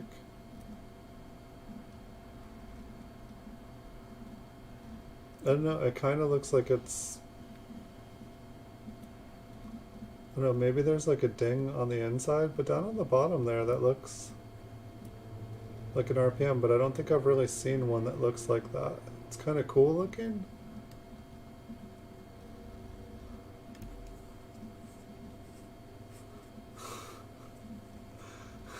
I've sold ya. I think you can still get a house there for like a few $100,000. The problem is you can't leave the house if you want to come home to any of your possessions. Like everybody that I worked with when I used to have like a 9 to 5 job, they would all like move into a new place there and they'd be like, it's not so bad. And then the first day coming home from work, their house would be empty. Like the people would just see the moving truck like move, come into the neighborhood, and then the first day they go to work. And the problem is like uh, after the people get busted here, they just let them out and they give them a fine, and so the people go out and rob another house and use the money from the stuff they robbed to pay the fine, and then they rob 20, 30 more houses, get busted again, and it's just like a cycle. And it's like basically it just seems like the system here in California is that it's okay to rob houses, it's okay to steal people's stuff while they're working, but you need to pay the court some of the money. The court, it's like what's it like when you have a mafia, or it's like if you're going to do that in our town, you need to pay us some of the money. It's just if you don't pay us, it's wrong. If you pay us our share, you have our blessing. That's what it feels like here. Not really, not really my idea of like how things should work. It seems like, I don't know, I'm just not about taking everything that someone else has.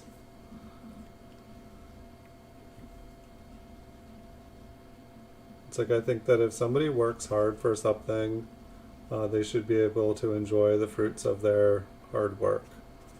And I think that like if somebody like just takes all their fruits while their back is turned, I think that's kind of not very nice. Um, Unfortunately, it seems like there's a lot of people in our country that kind of operate that way. It's kind of sad. But I guess sometimes people take the wrong person's fruit, and then they maybe learn a lesson. Maybe not. Maybe they do it again. But let's think about happier things. It's the hundredth episode of this show. We got to 4,000 watch hours this week. We got to become a YouTube partner this week. I'm pretty excited about that. It's been a really, really fun week. And I've just been so busy. Like I can't wait to like check out all the new different things I can do with the YouTube partner editing. Like supposedly what I was looking at before, I should be able to do a ton of stuff.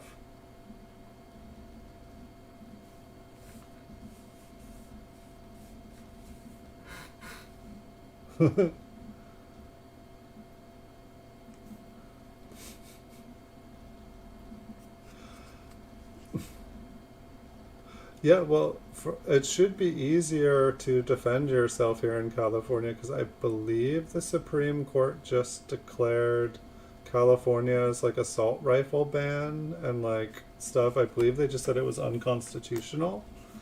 So I believe everybody can now, get their high velocity or high, like the like super large magazine.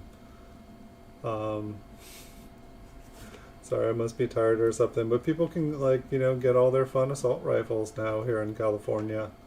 Just in time for the apocalypse. Everybody is going to get super armed. It's going to be a good time here. Come join the party, everybody.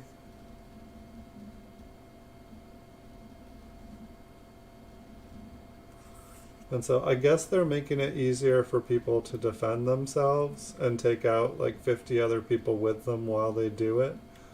Um, it's like I definitely wouldn't want to like, do something horrible with a gun, with just a normal gun. If I was going to do something horrible, I would want a big, crazy gun. I just said that on the internet. But fortunately, I wouldn't want to do anything stupid. So I like life. That's the one thing I like about coins is they keep me out of trouble. You should have seen me before coins. I was just like a wild hellion. So if you guys have like a wild hellion in your family, just give them a bunch of coins. Tell them that one of them's worthless, and tell them to figure out which one is worth money.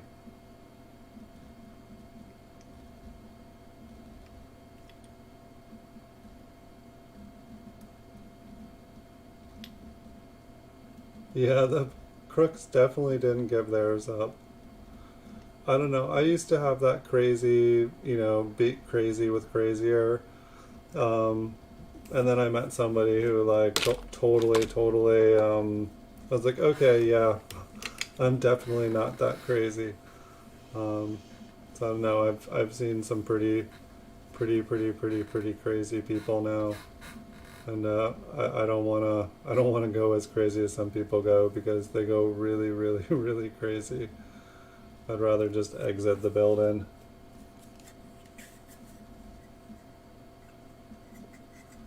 Yeah, this one looks nice. A nice looking coin too. I don't even think I actually looked. Oh, that was a 59D. Is that what that was? It was a memorial.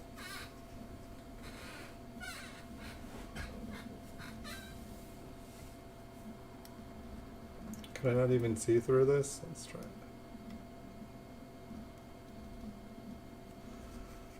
Yeah, I guess normally I don't find memorials here. But occasionally a memorial sneaks into the stream here. Seems like we had a couple Indian head cents and flying eagles too. I feel like it's been a little while since I tripped over a box of flying eagles. And there still might be more. I found like a couple hundred the other day, and I was able to make a couple more roll videos of them.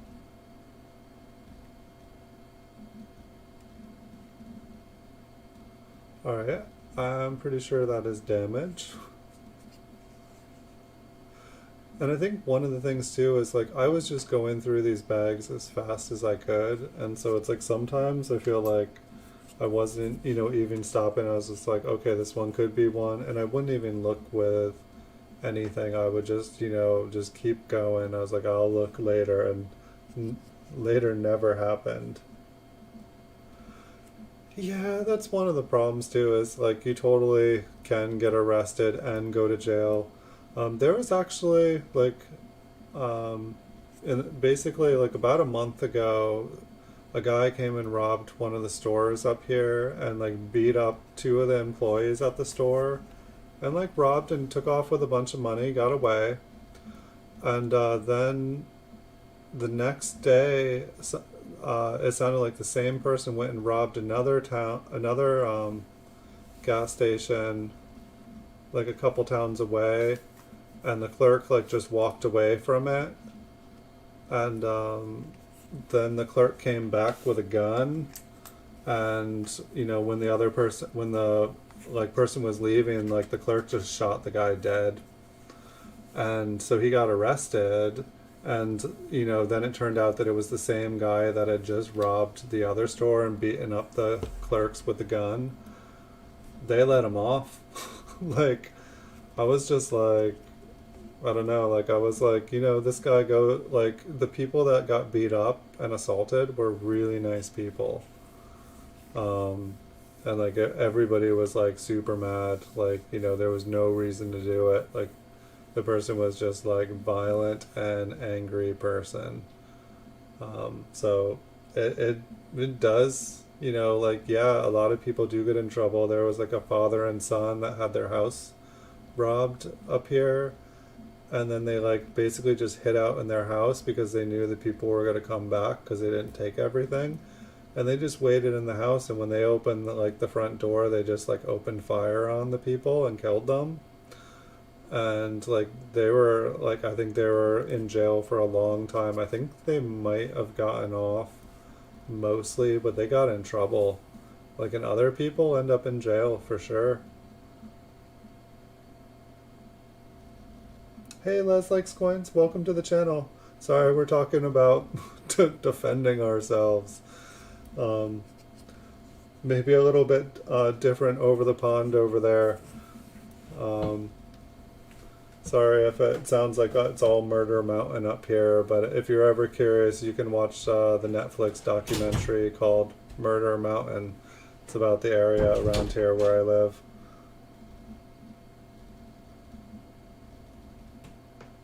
Well, thank you for stopping by. Have a good day at work. Thanks so much for saying hello. It's always good to see you.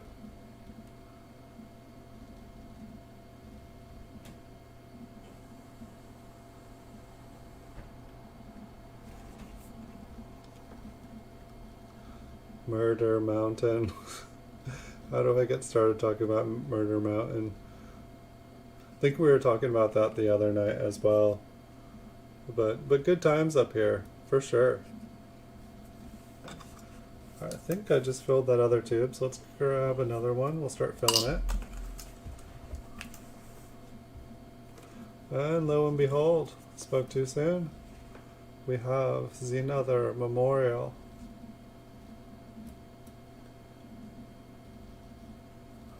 And so like, I think what happened with these memorials is they probably looked absolutely brand new before I picked them up with like my dirty grubby hands.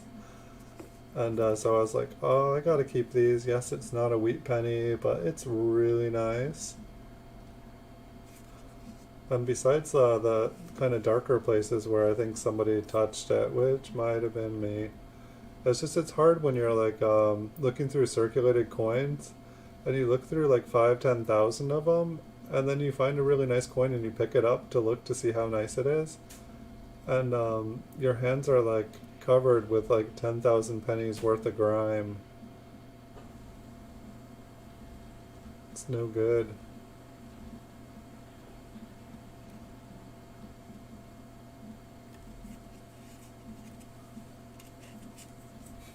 Hey, thank you so much, Les Likes Coins.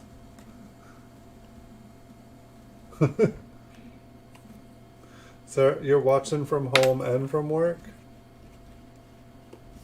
Thank you so much. I appreciate you so much for doing that. It's like we just got to 4,000 watch hours, and hopefully I can keep it for a couple months and enjoy it. I don't know how often they review watch hours. I'm hoping that like if I all of a sudden dip below 4,000 or something, but it seems like for the most part we've been going up and having a few more people here on the stream every day. So I'm hoping that this is a trend that can continue. I know that there's a lot of coin channels, but I enjoy doing this. I'll be here regardless of whatever. But it is definitely fun to actually become a YouTube partner after a year. And thank you guys all, because I couldn't be doing it. We wouldn't be having any of this fun right now. So thank you, everybody. So this one looks like it's been cleaned pretty heavily. You can almost see like the kind of like scratchy scrub marks all over the coin. Yes, look at this. It's like someone was using a Brillo pad on it.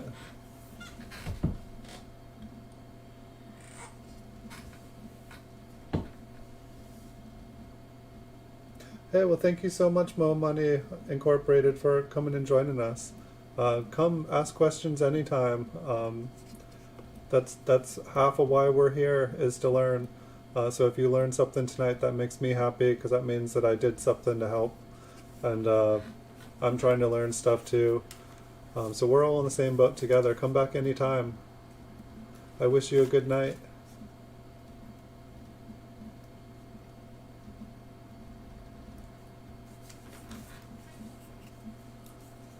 $19.90. You've been working on them for 3 days. You are a meticulous man, Paul. You did not miss anything, I hope. Did you find anything? That's like, I mean, that's one of the really interesting things about coin roll hunting too, is that like, you know, if you're looking for errors or varieties, like seriously, you look for 3 days through them. It's like, there's so many different things to look for. I mean, we've been checking out eyes here all day.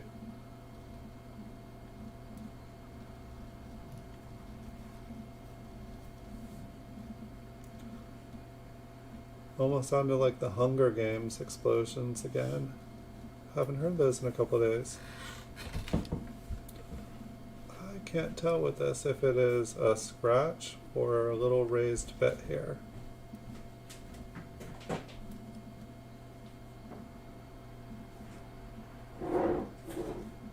Kind of looks like it's raised. But I also see scratches in the surrounding areas, which makes me feel like something could have just been deposited there.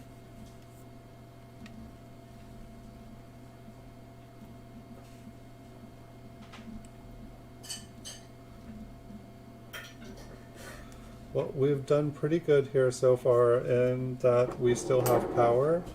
I believe Southern California still has power because it seems like we have seen accredited coins here quite a bit tonight.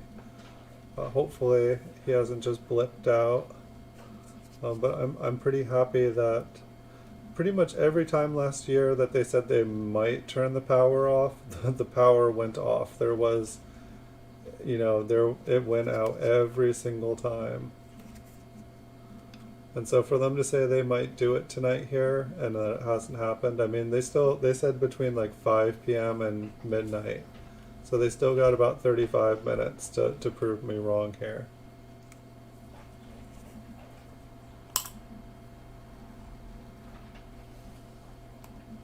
It looks like a worm attached itself to the eye in the word in.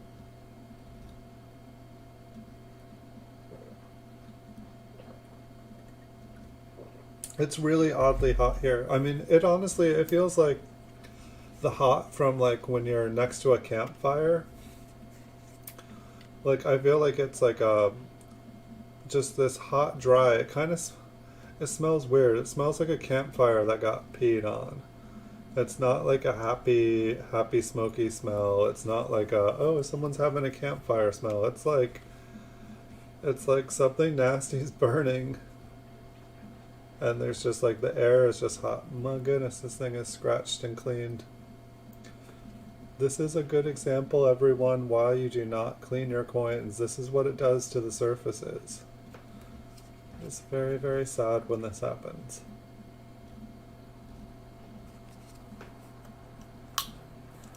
We shall keep moving on.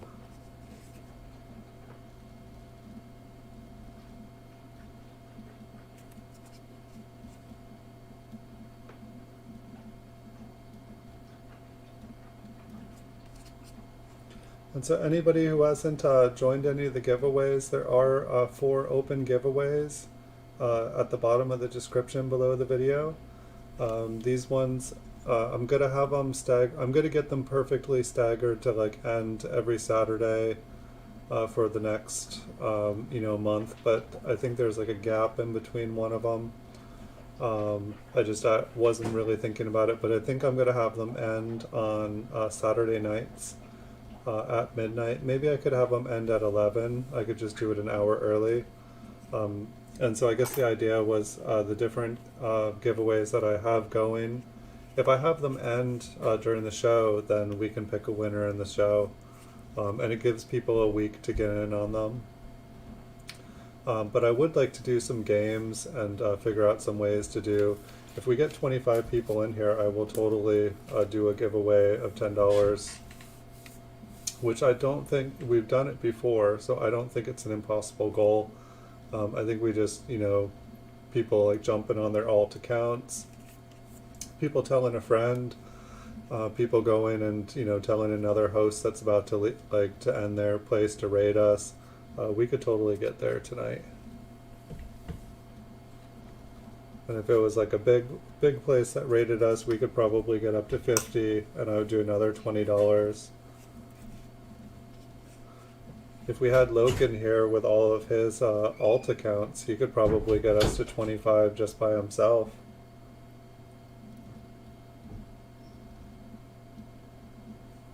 It's just the areas, the wildland burning around SoCal.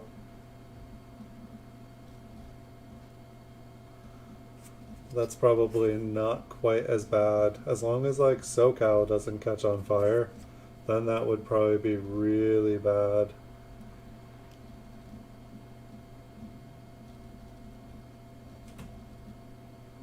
Imagine if like blocks of buildings start burning, they just don't stop.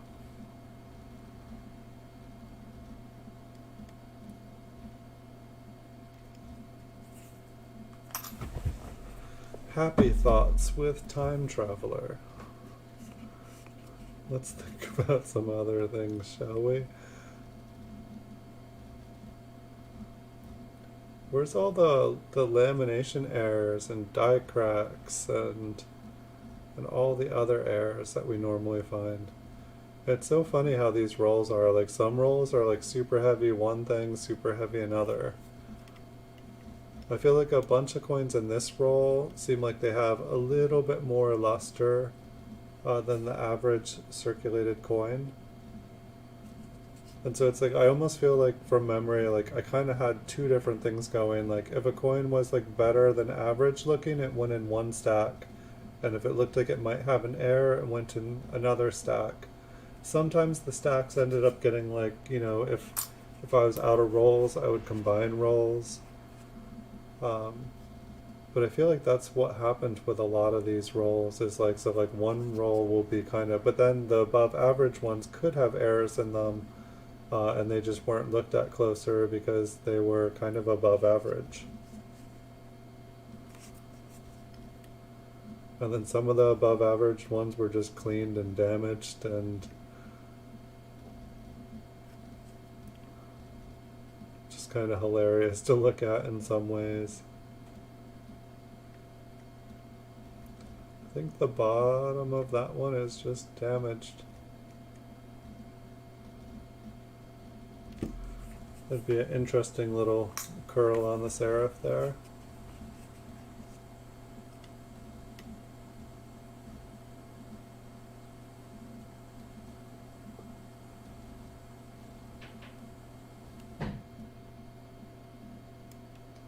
It's kind of interesting. I've never, you know, done one of the contests. I've been on tons of other channels where, you know, it's like if so many people come in the stream, I'll do this. If so many come in, I'll do this. But I've never tried to do it, so it's like doing this for the stream tonight. I didn't know what to expect, and so it's kind of interesting. It's, I guess I should give the people that do it and are able to do it more credit because I'd never tried it before. It always looked like, to me, it always looked like people were like, oh, someone's giving away money on this channel, and everyone like kind of flocks over there. And then it seems like then someone else is giving away money on another channel, and so it seemed like everybody just kind of like rotated and went from one channel to the next, and like, oh, there's a prize over here, everybody over here. Hey, there's a prize over there, everybody over there. 2019 next. Anything cool in these? I hope so. So here's another roll. We're into something new. I see a 1 steel cent in there. I'd say some of these look brown and some of them look shiny. We'll have to see. And sometimes shiny means cleaned. Well, a little bit of toning on this one though.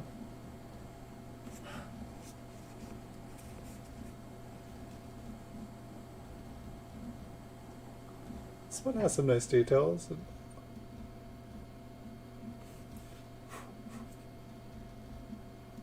I don't know what that is on the coin there.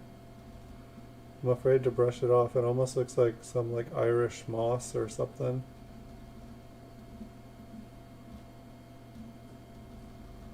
But this coin actually looks kind of pretty. In person, it's kind of a lovely, lovely colors. I feel like the detail is still there. It's just a little bit of the luster looks a little bit interesting to me. It's kind of like a spot under Lincoln's chin there, but it kind of is hard to see.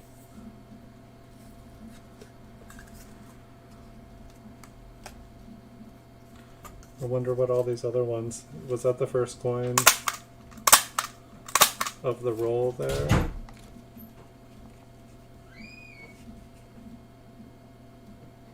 $55D.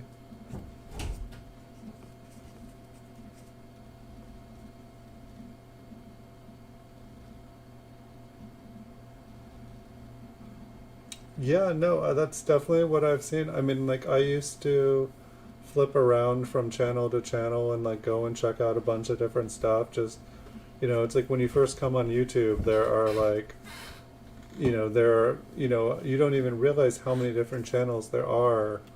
And then you're like, oh wow, there's another channel. Oh wow, there's another one that does this. There's another one. And I feel like in the beginning, YouTube leads you to just a few, and then you start to like, find more and more and more channels.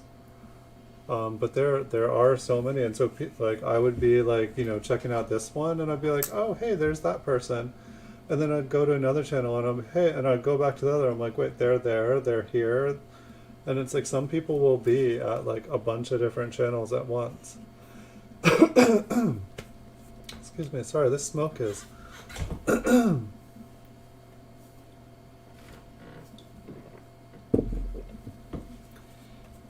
The smoke is intense here.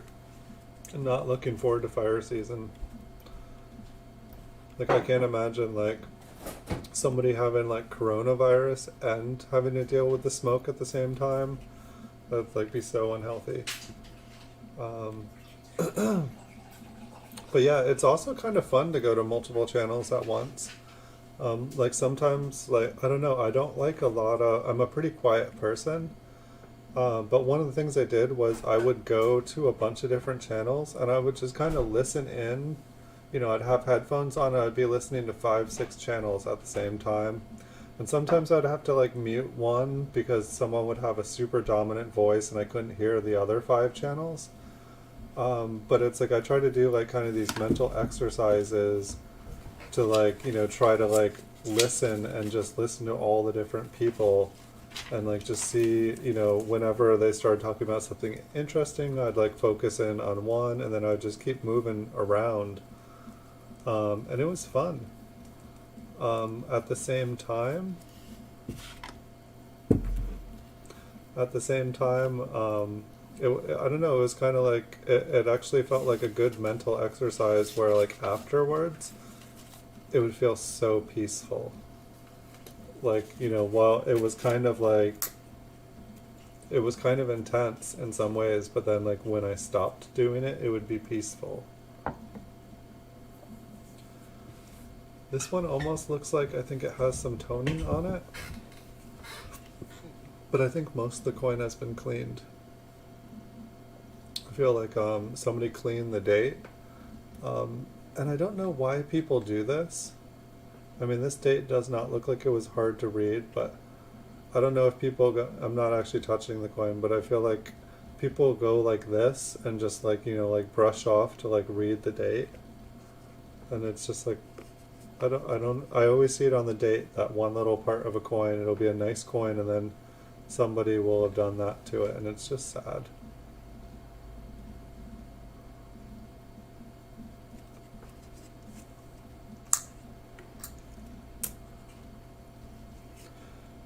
It's one thing I've wondered too, though, is when somebody's on like multiple channels at the same time, if it gives, watch hours to every single person at the same time, or if it just gives watch hours to one.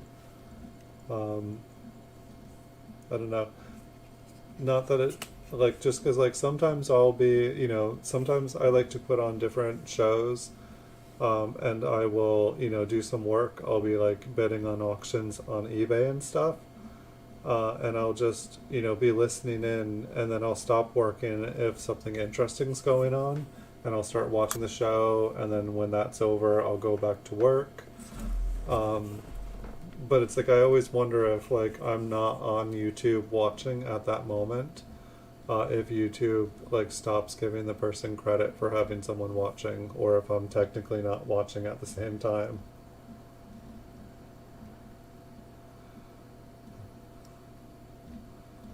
Yes, the cleaning. I like to do that too. I mean, I think you were referring to the coin cleaning, but I like to clean sometimes while watching the other people's channels. It's just if you're going to be cleaning, you might as well like be like watching something you enjoy at the same time. It's like I can do dishes while watching a show sometimes.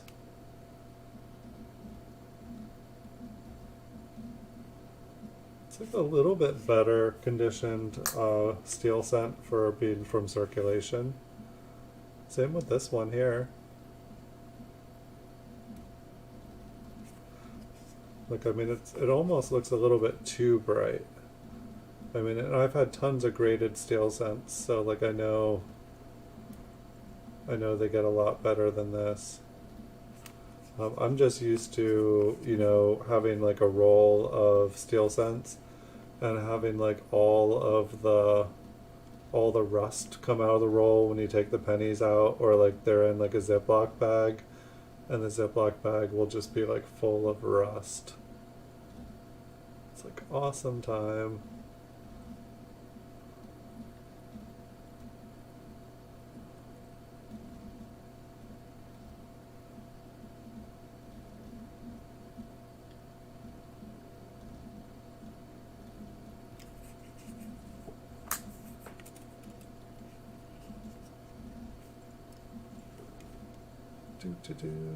What will we find next?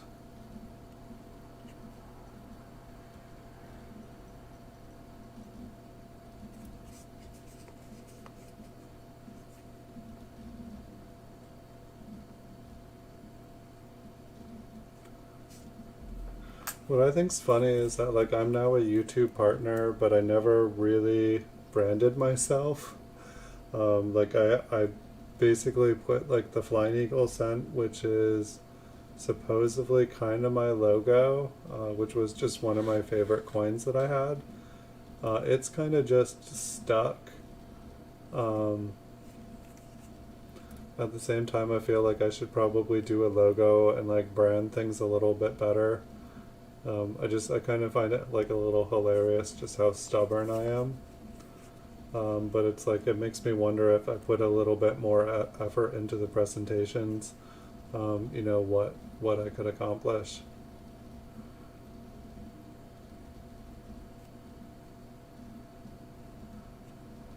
What if I bought some spiked rolls off of eBay and we got to look at some even better stuff?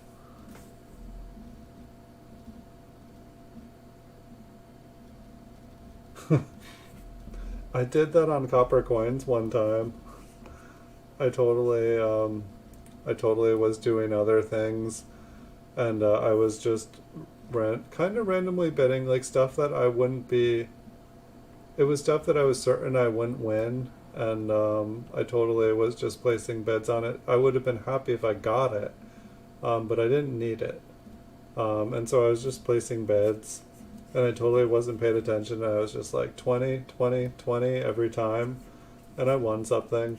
And like I think I was like 10 over the last, like someone like was at 10, and and I was like 20, and he's like, okay, going once, going twice, sold. I was like, what, I win? Okay. Thanks. Yeah, you definitely need to be careful. I remember one, I think it was one of my first streams. I'm trying to remember. It was a while ago. Like I totally was like bidding on eBay, and I totally meant to bid like $22 on something, and I bid like 200 and something dollars. And there was like only like 20 minutes left for it, and I just, you know, it's like you always pay attention, and it's like I bid on thousands of things a day. I almost never mess up.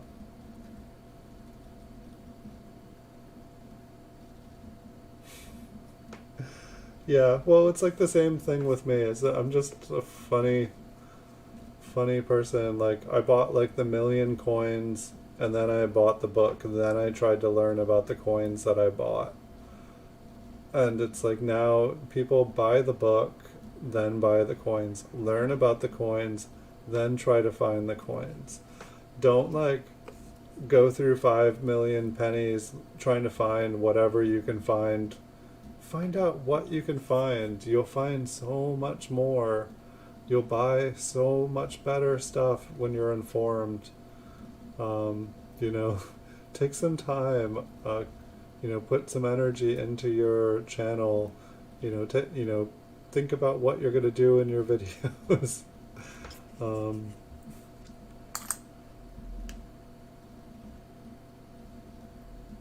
yeah, I think it kind of is too accredited coins.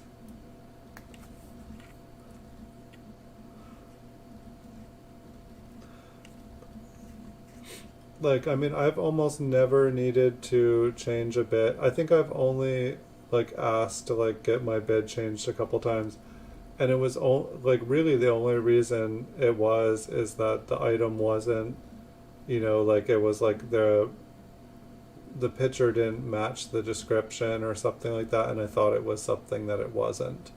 It was just grossly you know, it was in the PCGS category, you know, said PCGS in the label, and then was like a raw coin and not what it was supposed to be. And I was like, you know, like, hey, I want to cancel my bid. It's not a PCGS graded coin, but it said it was, and it's not. Please cancel.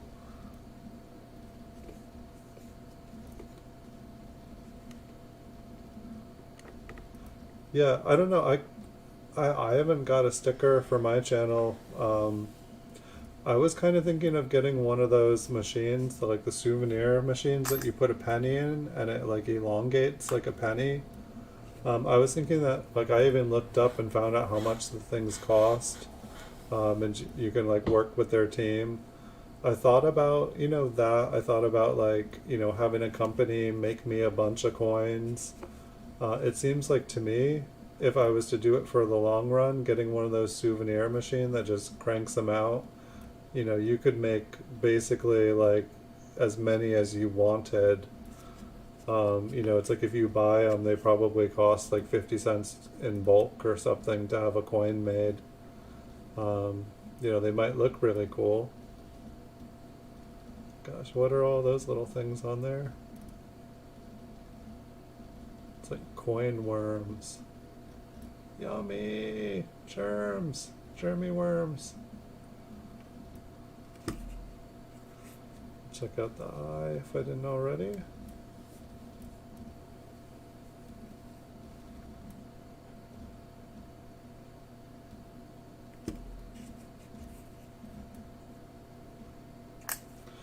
I thought it would be fun just because, you know, people put, you know, business cards and stuff. You know, I was thinking, you know, on one side of the coin, like there could be like, you know, like the name, like Time Traveler's Coin Exchange or something, like have some sort of way to contact. Because I feel like, you know, when someone finds a coin or a coin related item, yeah, it would make them smile, but then it was like also, it's like, where do you put something like that? You put it with your coins. And so then I feel like, you know, if somebody ever like passed on their collection, you know, the person would, you know, be going through the collection that they got given, and they would be, you know, this little token, and maybe the person would be looking to, you know, they wouldn't appreciate it the same way and they'd want to sell it. And so it would be a way to kind of make contact with people looking to sell a collection. But also just like, you know, something to, you know, like maybe it would remind them, oh yeah, I bought coins from this person, maybe I'll buy some more from that. I feel like I don't know, the cheapest, best looking machine like came from like Russia or something like that. And I really didn't feel like trying to like order something right now from Russia. Nothing against Russia. Just didn't seem like the right time to try to buy like, you know, a souvenir making machine. Nothing to do with the pandemic. I don't know. But just seemed like a fun idea. I guess I was trying to like, you know, there's definitely companies like on Instagram, somebody keeps contacting me and they're like, hey, just wanted to introduce myself. You know, I make, you know, different kind of coins and tokens and metals. You know, let me know if you're interested. Here's a link to all the stuff I do.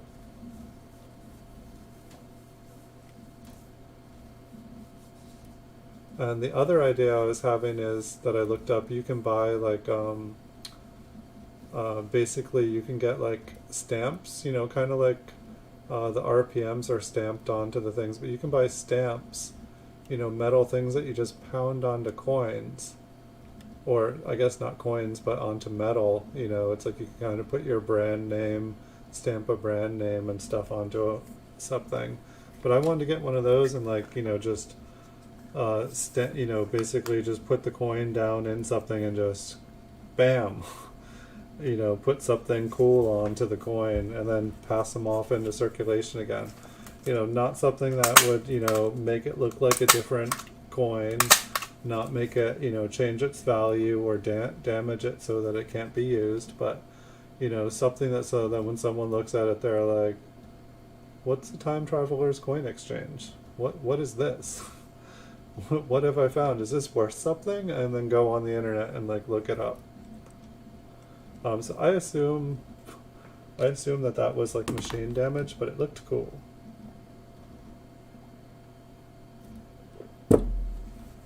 We'll keep on moving along here.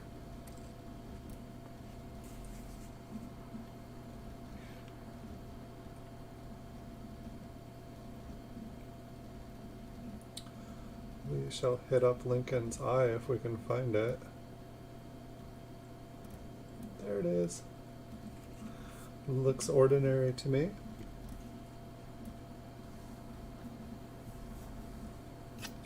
Give me just 1 second, everybody.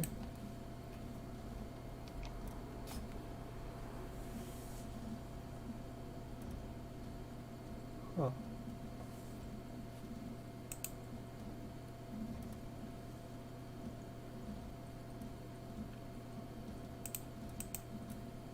Sorry, messages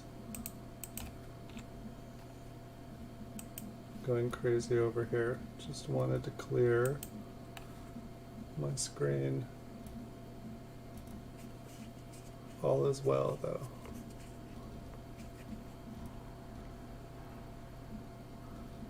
Don't see anything here. We shall move on.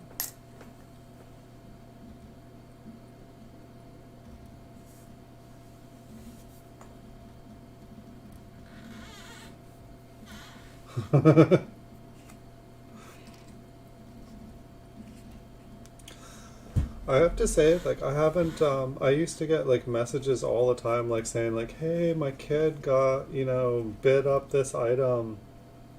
I didn't buy this. Like, I used to get stuff like that all the time. It was always, my kid did this, my kid did that. And it's like, I really need to cancel this. I didn't order this. I don't get anything like that anymore. I don't know what the difference is. That's basically the story of like how I started like really selling coins on eBay. That's basically how it happened is I was helping someone younger than me look at coins to fill their coin book on eBay. And I came across a listing of like two 5,000 count bags of wheat pennies. I went to open it up to look at it, and I think I hit the buy it now button wasn't thinking that like I would be able to see the total with shipping and stuff. Hit buy it now and it just, one click purchased it. And I was like, oops. And like I totally didn't mean to like hit buy it now.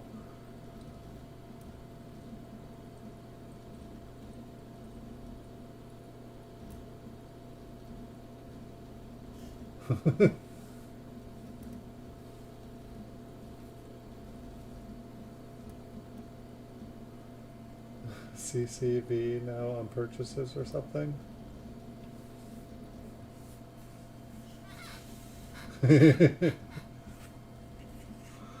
But I guess the long story short is that like I bought like a 10,000 count bag of like, the common wheat pennies, the unsearched bags. And I didn't even mean to, but I was like, I'm gonna turn this into a learning opportunity. I bought 10,000 envelopes, which is hilarious because these, see, you can't, where did I go?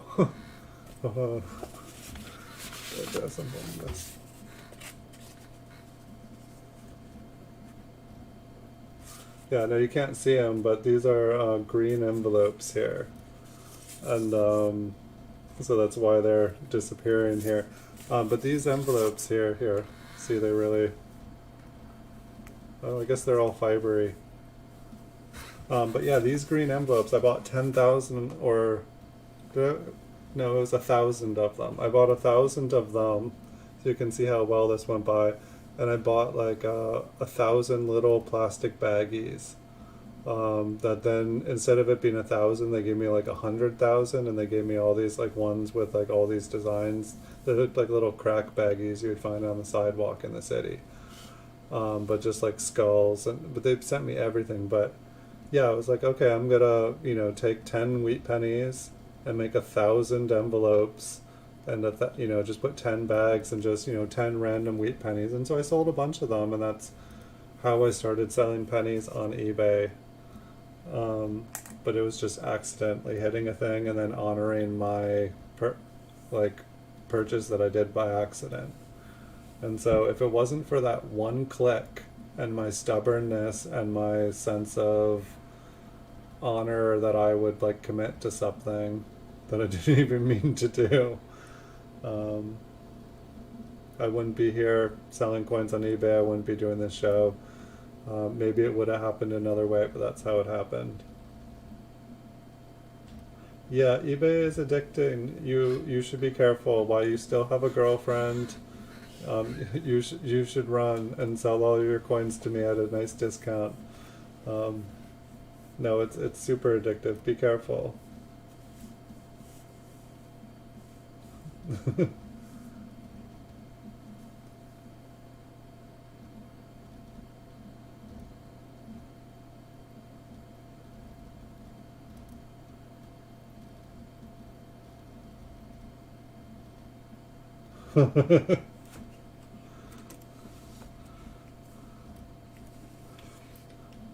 You're welcome to tell the Murder Mountain story, accredited coins, unless it will incriminate you, and then I understand.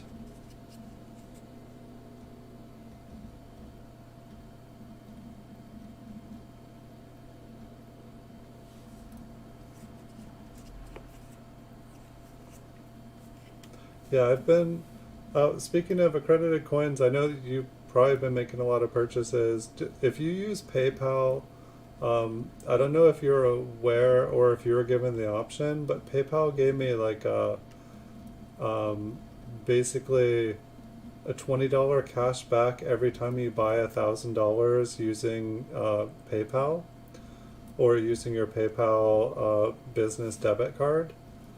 And so I don't know if you've been doing this, but it's like I've gotten like probably like 10, 11, $20 cash backs in like the last like month. It goes till the end of September. It's like awesome. Um, and so, sometimes, it's like every $1,000 basically PayPal is giving you a free coin right now. You plead the fifth. That's generally the smart way to do it. Now with this one, I'm not sure if this is damaged here. Nice. Well, when it arrives, I believe you should be able to get it. I believe if it's a business debit card, I believe they offer it to everybody. What's sad is that like 2% cashback used to be the standard. But what I do like about the cash back for this is when you hit $1,000 of use it, you get the $20 back instantly. You don't have to wait till the end of the quarter. You don't have to wait. It's like the old PayPal cashback. When you used to purchase anything with a PayPal debit card, if you spent like $1, the moment that dollar debited, you would have like a 2-cent credit put into your PayPal account. So it was like you could like buy something and get the credit in, like, so I don't know. It made me, I used to like buy stuff that I could like resell instantly for the same price. If like somebody wanted something purchased, I would purchase it for them and then they'd give me cash. I made so much money. It's like, okay, I only buy things that I can resell and that's my job. But yeah, the debit card is awesome. I remember when PayPal used to give me like 10% interest on all money in my bank account. It was like so genius. And then you got like the cash back. So if you had money sitting in there, you were making money. And it's like meantime, like banks were offering like nothing. But I guess that's how you convince people to put money into PayPal when it's a brand new entity.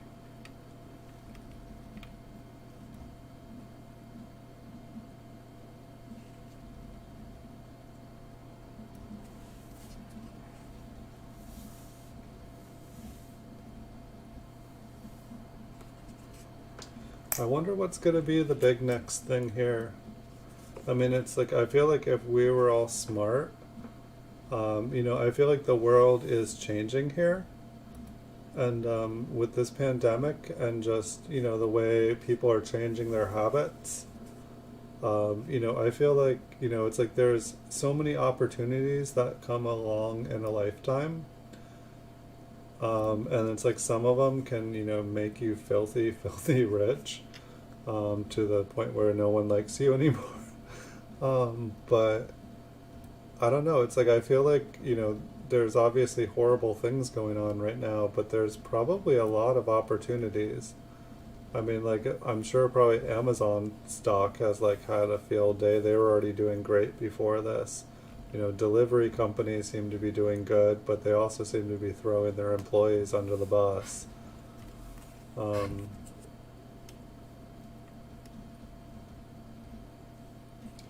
yeah, I guess I'm just like, trying to take a moment and like think about like what opportunities there may be. Like, I mean, I probably for the next couple of years, like anything medical related, any sort of like medical company, they're probably all super, super regulated now because so many people are doing scams and stuff, which is probably good because like we don't need a bunch of people doing like scams in like the medical industry. That probably happened enough before this all happened.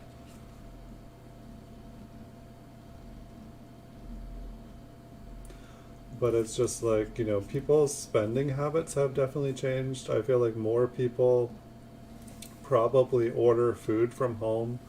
People have probably gotten used to like buying stuff from their computer and phone who weren't doing it before. Like I don't think I've used cash since the beginning of the pandemic. I used to love getting change and I haven't done it.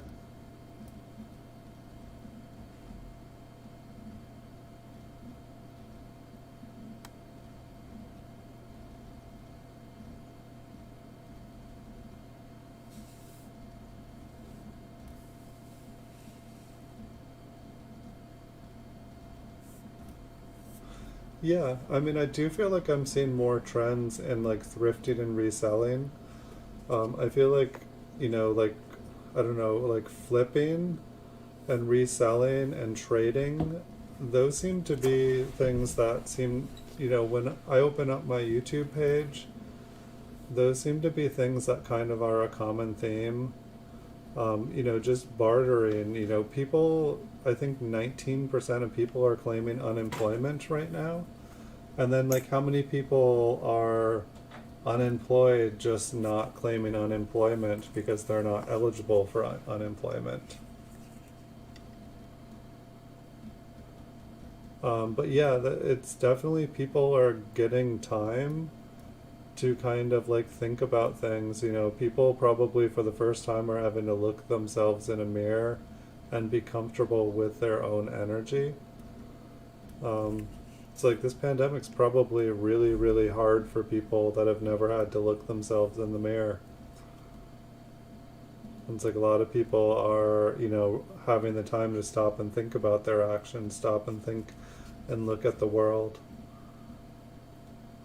I think people are becoming more aware. I certainly hope they're becoming more aware.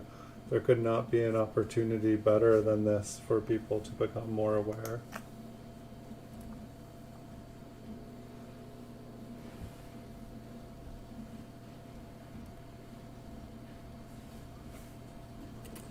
Yeah, it probably all could be automated.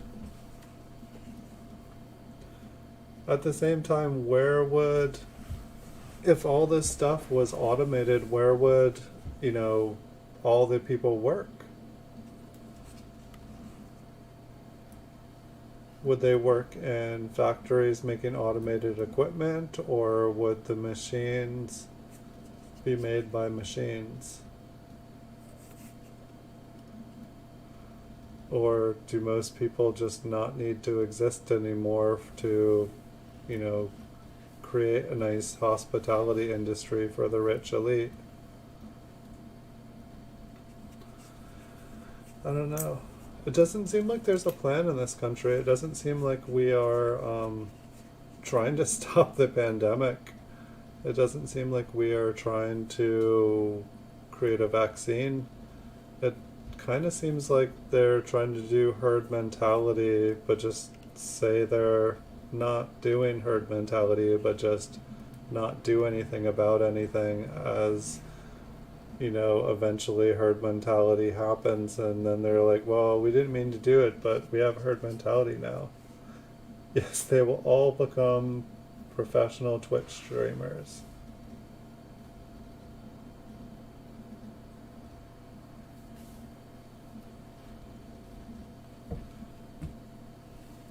It definitely will be good for, we're all basically at home now in front of our computers, or a lot of people are at home in front of their computers, attached to their phones. Like when the pandemic first started here, I was on the phone like 6 hours a day just trying to talk, figure things out with everyone. It's like I feel like I don't even use my phone anymore. It's like if I don't have to answer it, I don't even answer it, which is not, I don't even know when that started happening. Yes, that's a good point though. Like before I came on here, like eBay has been pushing baseball cards like nobody's business. Every time I'm like coming on there, they're like, baseball, the most collectible thing in the world, basketball cards, like the best thing ever. And I'm like looking at the price. I just like clicked on it because I had opened the page a million times, and I just decided to click on it, and it's like 2020 baseball cards, like with, going for like, I want to say it was like $60,000 bids, 9.5 graded coins, or I'm sorry, cards. And I'm like, really? I'm like, okay, I'm gonna like go into the categories here and like look. I don't know if it's all like the highest I was seeing is for the 2020 cards was like $5,000-6,000 sold, but like you go to like the bidding and maybe they're all being bid up right now for the first time, but it was like, really? And I don't even get it. Like, like out of nowhere, all of a sudden, like top graded cards are going for like $50,000-60,000. Um, even 4, 5, 6,000 dollars. Like, imagine if all the really nice, mint state coins, the first ones, they were all going for that much money. It's like, it almost feels like I feel like there are people pushing, you go on YouTube and it's like flipping baseball cards, like flipping, thrifting, buying something, flipping it. That seems to be like the big thing, and it's a great answer for people who are trying to make money that just lost their job. It's like, oh, what else can I do? It's like, I'm able to keep working because I flip coins. That's what I do. But it's like, say you don't know anything about coins, then it's like whatever you do know about, you flip that. But it sure is interesting. Like it makes me feel like there's like a flippin' bubble. It's a flippin' bubble. I feel like people are flipping baseball cards and basketball cards, and they're like, I just bought them all up for $400, and now they're selling for $800 because I put them up for $800.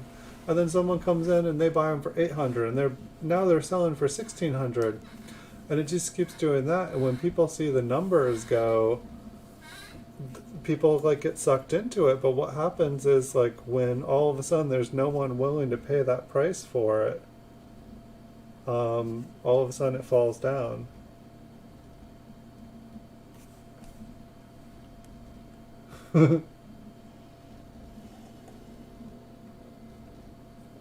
Right, Paul? But yeah, since the very beginning I've been saying everybody just needs to stay home.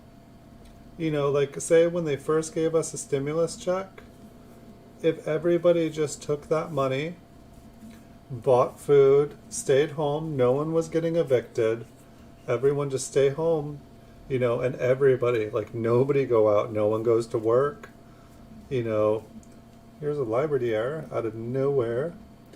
But it's like there would have been no place for the virus to go if everyone just stayed home for a month. 6 to 8 weeks, even better. we would have taken care of like the common cold while we were at it. People have been trying to take care of that for like centuries.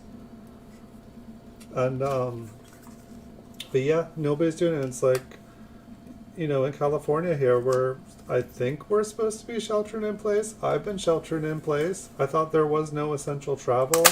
I thought you weren't supposed to go to the store to get butter, that you were supposed to wait until, do one big shop. But it's like I go into town, there's everybody buying like, a coffee and like a little sandwich. And then there's like tourists, like just, there's no parking spots in town, just tourists like everywhere. And I'm like, this isn't essential travel. This is like everybody, oh, I'm just going to go on a road trip the whole and spread the pandemic everywhere. I'm just like, it makes no sense to me. I think you're absolutely right, Paul. No, we wouldn't. If everyone had just done what we're all supposed to do, everything would mostly be fine. Like,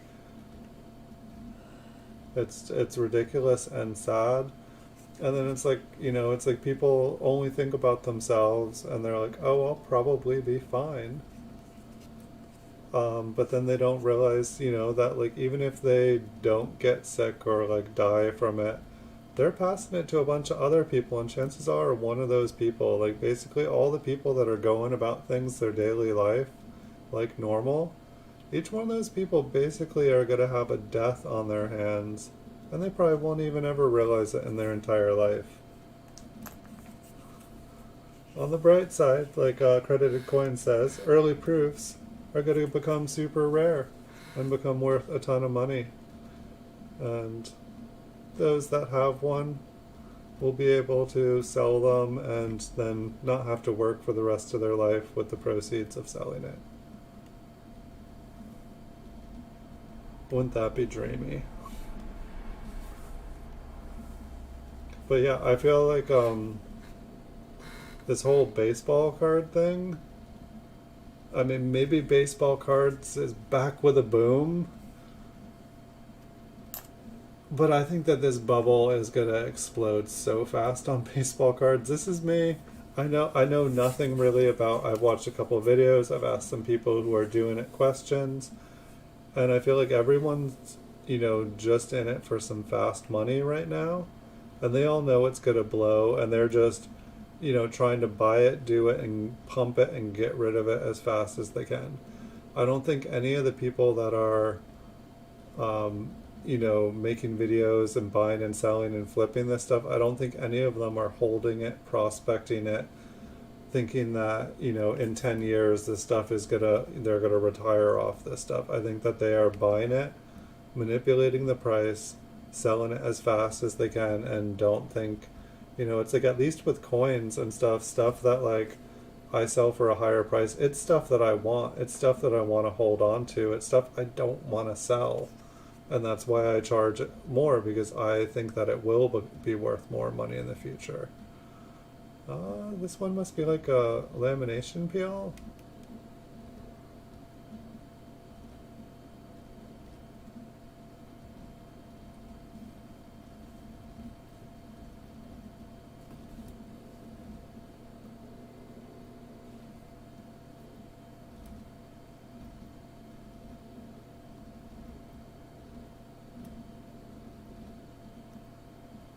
Yikes, Blue Sandy. Yes, and Paul, I absolutely agree. Like, honestly, like with the vaccine, like 2 years, if everything happened the most perfect possible way, 2 years would have been a miracle. And everyone just keeps kind of hoping that this will just magically either A, go away, or just believes that like we're gonna have a vaccine here, it's gonna like be like instantaneous. Like it's like I like from pretty much the beginning I'm like, we'll be so lucky if this is 2 years. Like, it's like I feel like 3 years we'd be lucky. Like, I think we'll have this done by 4 years, but it's like 4 years is a long time. Like how long did the Great Depression last, or how long did the Depression last? Like, that happened right after the 1918 pandemic. I feel like it's so weird. Like things are like it's like history repeats itself and things are similar, but it's like the cause and the reason are different. Things kind of change.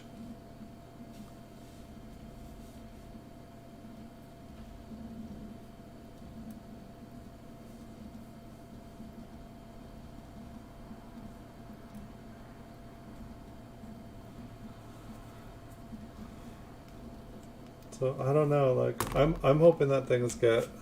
I'm hoping that I'm hoping that we get some like sense made out of everything. I hope people start waking up. I don't know, because I mean, it's just like besides even the coronavirus, it seems like the world is kind of going backwards fast. It seems like it feels like over my generation and over the last century, there's been a lot of bridges built. I feel like there has been a lot of connecting and just, I don't know, like humans growing, like, you know, getting past like their kind of primal fears. It just seems like everything is slipping back to like to places where we know better, where we should all be grown up past that by now.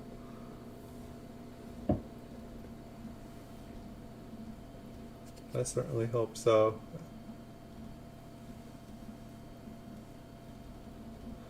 I mean, it's definitely interesting how other countries supposedly have, you know, vaccines and stuff already.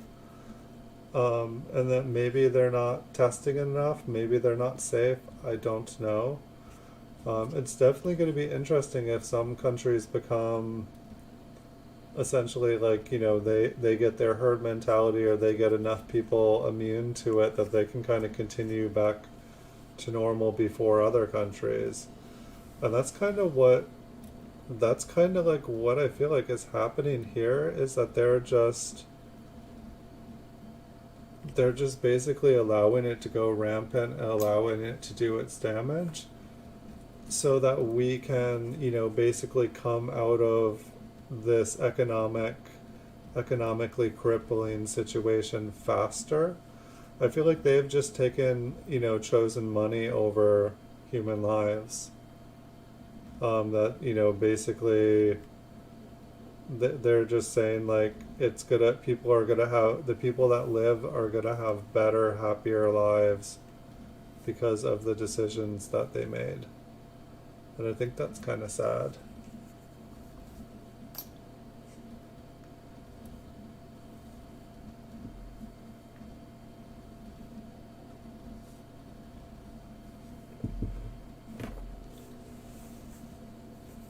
Yeah, I heard about New Zealand. Yeah, it's like, you know, it's like when I was talking about like everywhere closing for a month, it was basically like, yeah, but that won't work because every country would need to do it. So then you would need to close the borders on every country. And then basically, you know, every country stays locked down until they have no cases. And then, you know, when a country has no cases left, then they become part of, you know, then they can get opened up to the rest of the world again. And then if a country has a case, they have to get locked down again. But it's like if every country, every state, every town, just one by one, you know, everything locked up and then got to open up when there was zero cases there. And, you know, essentially like they just like lock things down, like, you know, start lock the West Coast down, and then, you know, like when the West Coast was good, then, you know, like lock down Central, and then when the Central was good, lock down the East Coast, and when, you know, and then allow free travel once everyone was good. But apparently we need some smarter people in charge. Apparently some incompetent people worked their way to the top of some of the systems that work this world. I don't know, because it doesn't seem to be just one country. It seems like incompetence seems to be a worldwide epidemic. It's like I can like, you know, target out specific countries, but it's like I feel like most everyone is doing something wrong.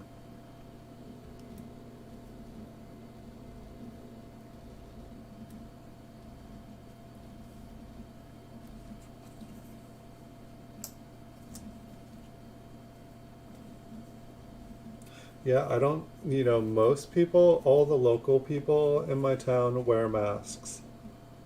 All the tourists coming into town, like they like refuse, like they like walk in the store without a mask. They're like, we're road tripping from Florida. Like, we've been all over the country. We're fine. It's like, you need to wear a mask before you come in here. No, we're fine. Jesus. I don't know about this one here. I think it's just mangled up. My goodness, I didn't even realize how late it was getting. This one kind of looks like an RPM. It kind of looks split on the top. I mean, it doesn't really. Maybe it's my imagination making it look like one.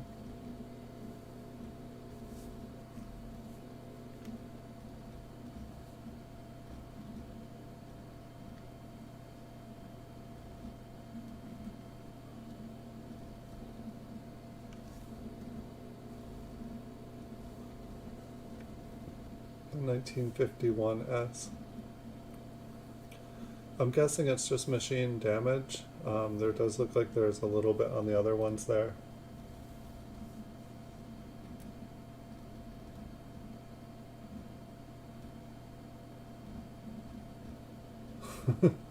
He was supposed to be on a long vacation.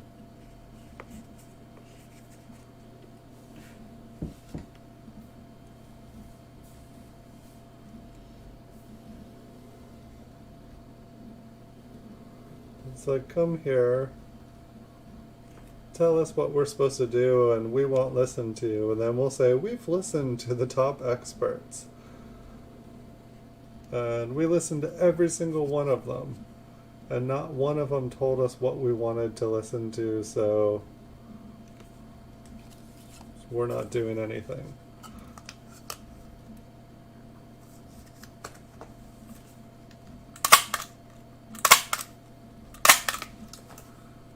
Well, fortunately, we all make it through this. I know things seem grim. Most everyone makes it through this.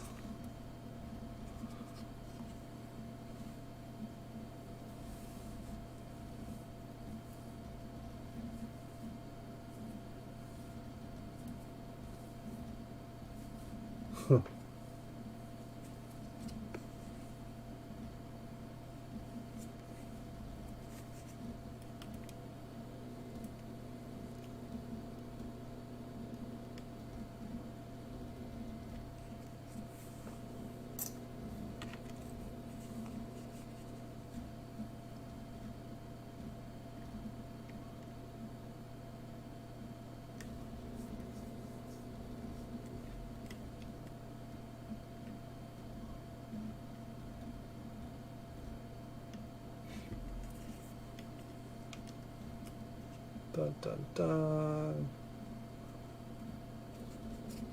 So it looks like, I'll give you guys the warning here, it looks like we've got about 10 more coins in this roll, maybe not even that.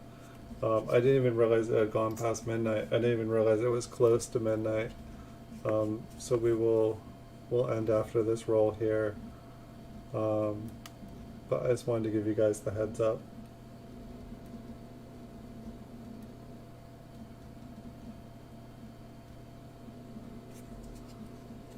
Well, I mean, that's the thing, like, it's like, generally, it's like, if you ask enough people, eventually somebody will tell you what you want to hear. And that's how some people operate. Like, they'll just keep asking people questions until somebody gives them the answer they want, and then they'll use that to, essentially be like, I know, it's like, kind of like big companies. It's like you hire, like, you hire someone to do a test. Here's a RPM. Pretty sure, yeah. But it's like, it's like, hey, we have this experimental new drug. We'd like you to do some laboratory tests on it. And so they do a test on it, and they say, oh, this isn't good. Yeah, people died in our clinical test. This is really dangerous. Yeah, don't. We don't say that this good. And then like another company does it and they're like, yeah, no good. And then another company does it and be like, it's like, yeah, we found that we found that people grew stronger fingernails when they did this. And the company's like, that's that's the study we're going to take. There's no negative side effects. Worst side effects, you'll have strong fingernails. When it's like all the other people are like, this product will kill you.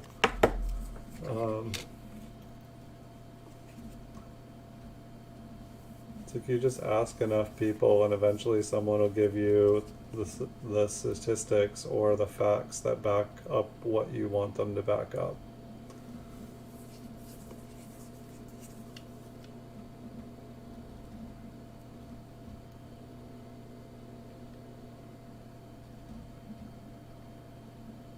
It's like there's science and there's manufactured science.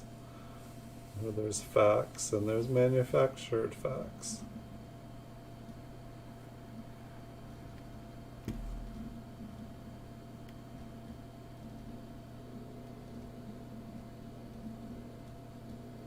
It's like if you ask 100 experts like the same question, most of them are going to give you the same answer. And a few of them are going to give you like totally random. And then you're free to just use those randoms.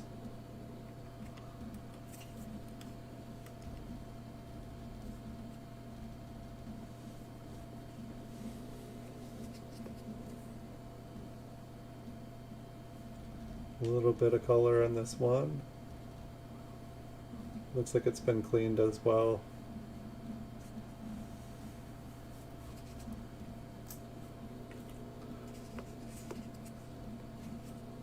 I'm curious though if some of the coins that I think have been cleaned, if if some of them are natural or not.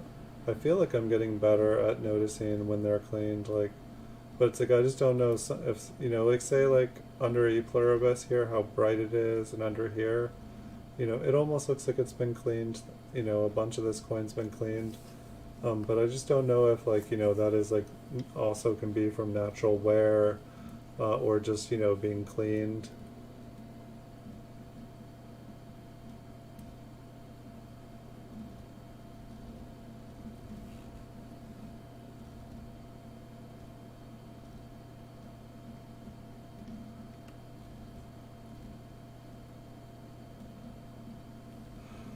Yeah, let's hope that it's not anywhere near that bad.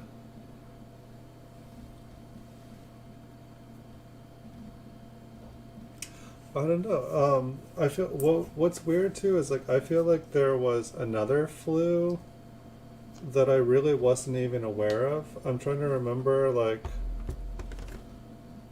I feel like in the like the 1918 is the one that I always think of, but it's like I feel like there was another one that I always forget about. Like I want to say in like the 1950s or so that killed like I want to say it killed like 5 million people.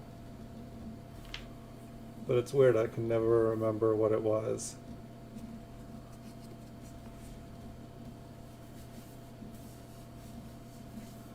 Happy thoughts late at night.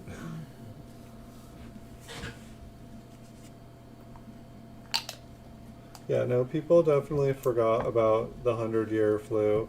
And then the scary part is there's supposedly like a 500-year flu, which makes the 100-year flu look like nothing.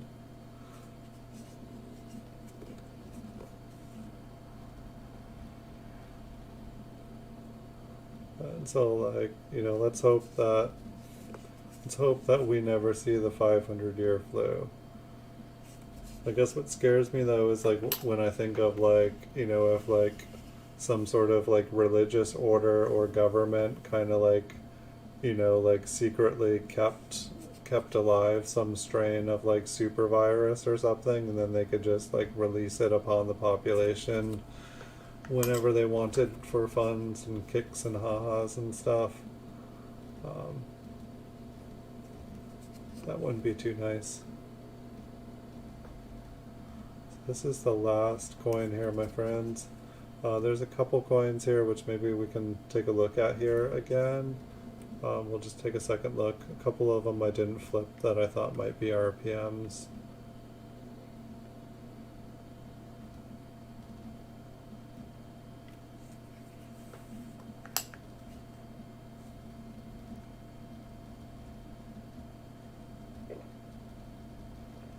That would definitely be pretty freaky. One thing that I find interesting is it sounds like a lot of people, are moving out of big cities and stuff. They're wanting to live in more rural, kind of what seems like safer places these days. So like this 1951S looks kind of interesting to me. Just like the top kind of looks like it splits. The bottom kind of looks like it splits too, but it also looks a little bit machine damaged. I'm not sure if it can be both, but this one definitely looks interesting to me. And which other ones do we have here? Here we have a 53D. Like this one, I feel like it kind of looked like it had, I guess what's interesting is it kind of looks like it's broken up in the bottom. But it looks like there is like a notch at the bottom. I think it's probably is one. Yeah, I mean, our governments have been working on biological warfare since, like World War II-ish. At the end of World War II, when supposedly, we all ended the war, it seems like we invited all of the scientists to come and work for us. Nothing can go wrong there, right? It seems like, like after the war, all the scientists started working together.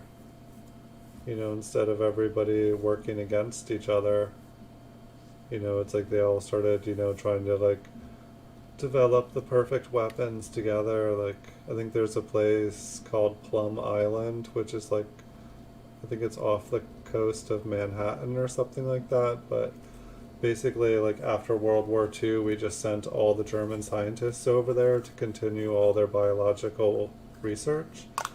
And then right after that, like a hurricane hit the island and scattered all the buildings all over Manhattan.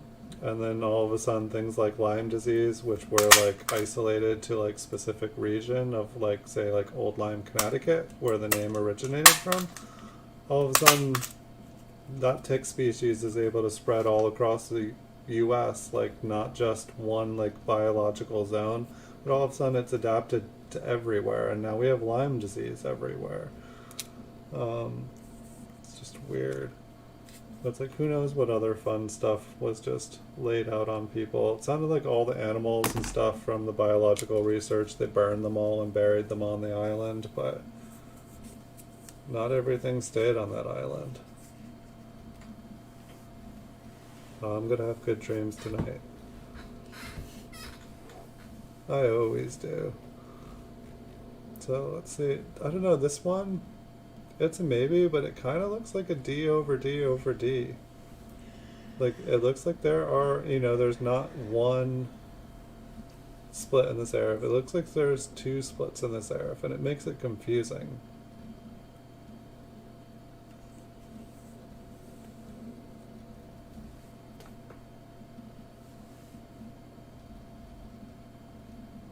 Yeah. It's interesting too, like tear gas and stuff, it's like, we're not allowed to use it in war, but we're allowed to use it on protesters in this country. How is something banned in war but acceptable to be used upon one's own people? I don't get this world sometimes. So sorry about the dreary chat here. Especially for the 100th episode here of the Coin Vault. But I had fun. I hope you guys had fun. I'm going to get some sleep so that we can do hopefully a bonus stream tomorrow, and we can do episode 101. But thanks everybody for being here tonight. I really appreciate it. It's nice talking with you, Paul. Um, the D over D doesn't look right. Okay, I will take a look at it. I didn't even know those ones existed until like I was looking it up. But I will be extra critical on that. I'll keep it out here and make sure. I mean, it does look a little bit beat up. Um, Maybe it's 12:35 at night and I'm being wishful. I'll wake up and be like, no, no time traveler, no. Um, but thanks for your opinion on that, and nice talking with you, Paul. Nice talking with you, Sandy. Nice talking with you, Accredited Coins. Looks like Sav Weber was here first, but thanks for being here, Sav. I'll catch you on the stream here sometime. Thank you, Bigfoot, Silver Hide and Seeker, for joining us earlier. Hope to see you again in the future. Thank you, Metal Detecting with Austin Simpson, for being here tonight. Hope you had a good night. And thanks, Les Likes Coin, so much for leaving me playing at your house and watching me at work. You're awesome. Thank you so much. Thank you, Cody Amons, for being here and welcoming me to the stream tonight. Hope you had a good night. And thanks, Aunt Orta. It was good to see you again. Hope to see you again in the future as well. And thanks, Mo Money INC, for asking so many questions. I enjoyed talking to you. And come back anytime, please.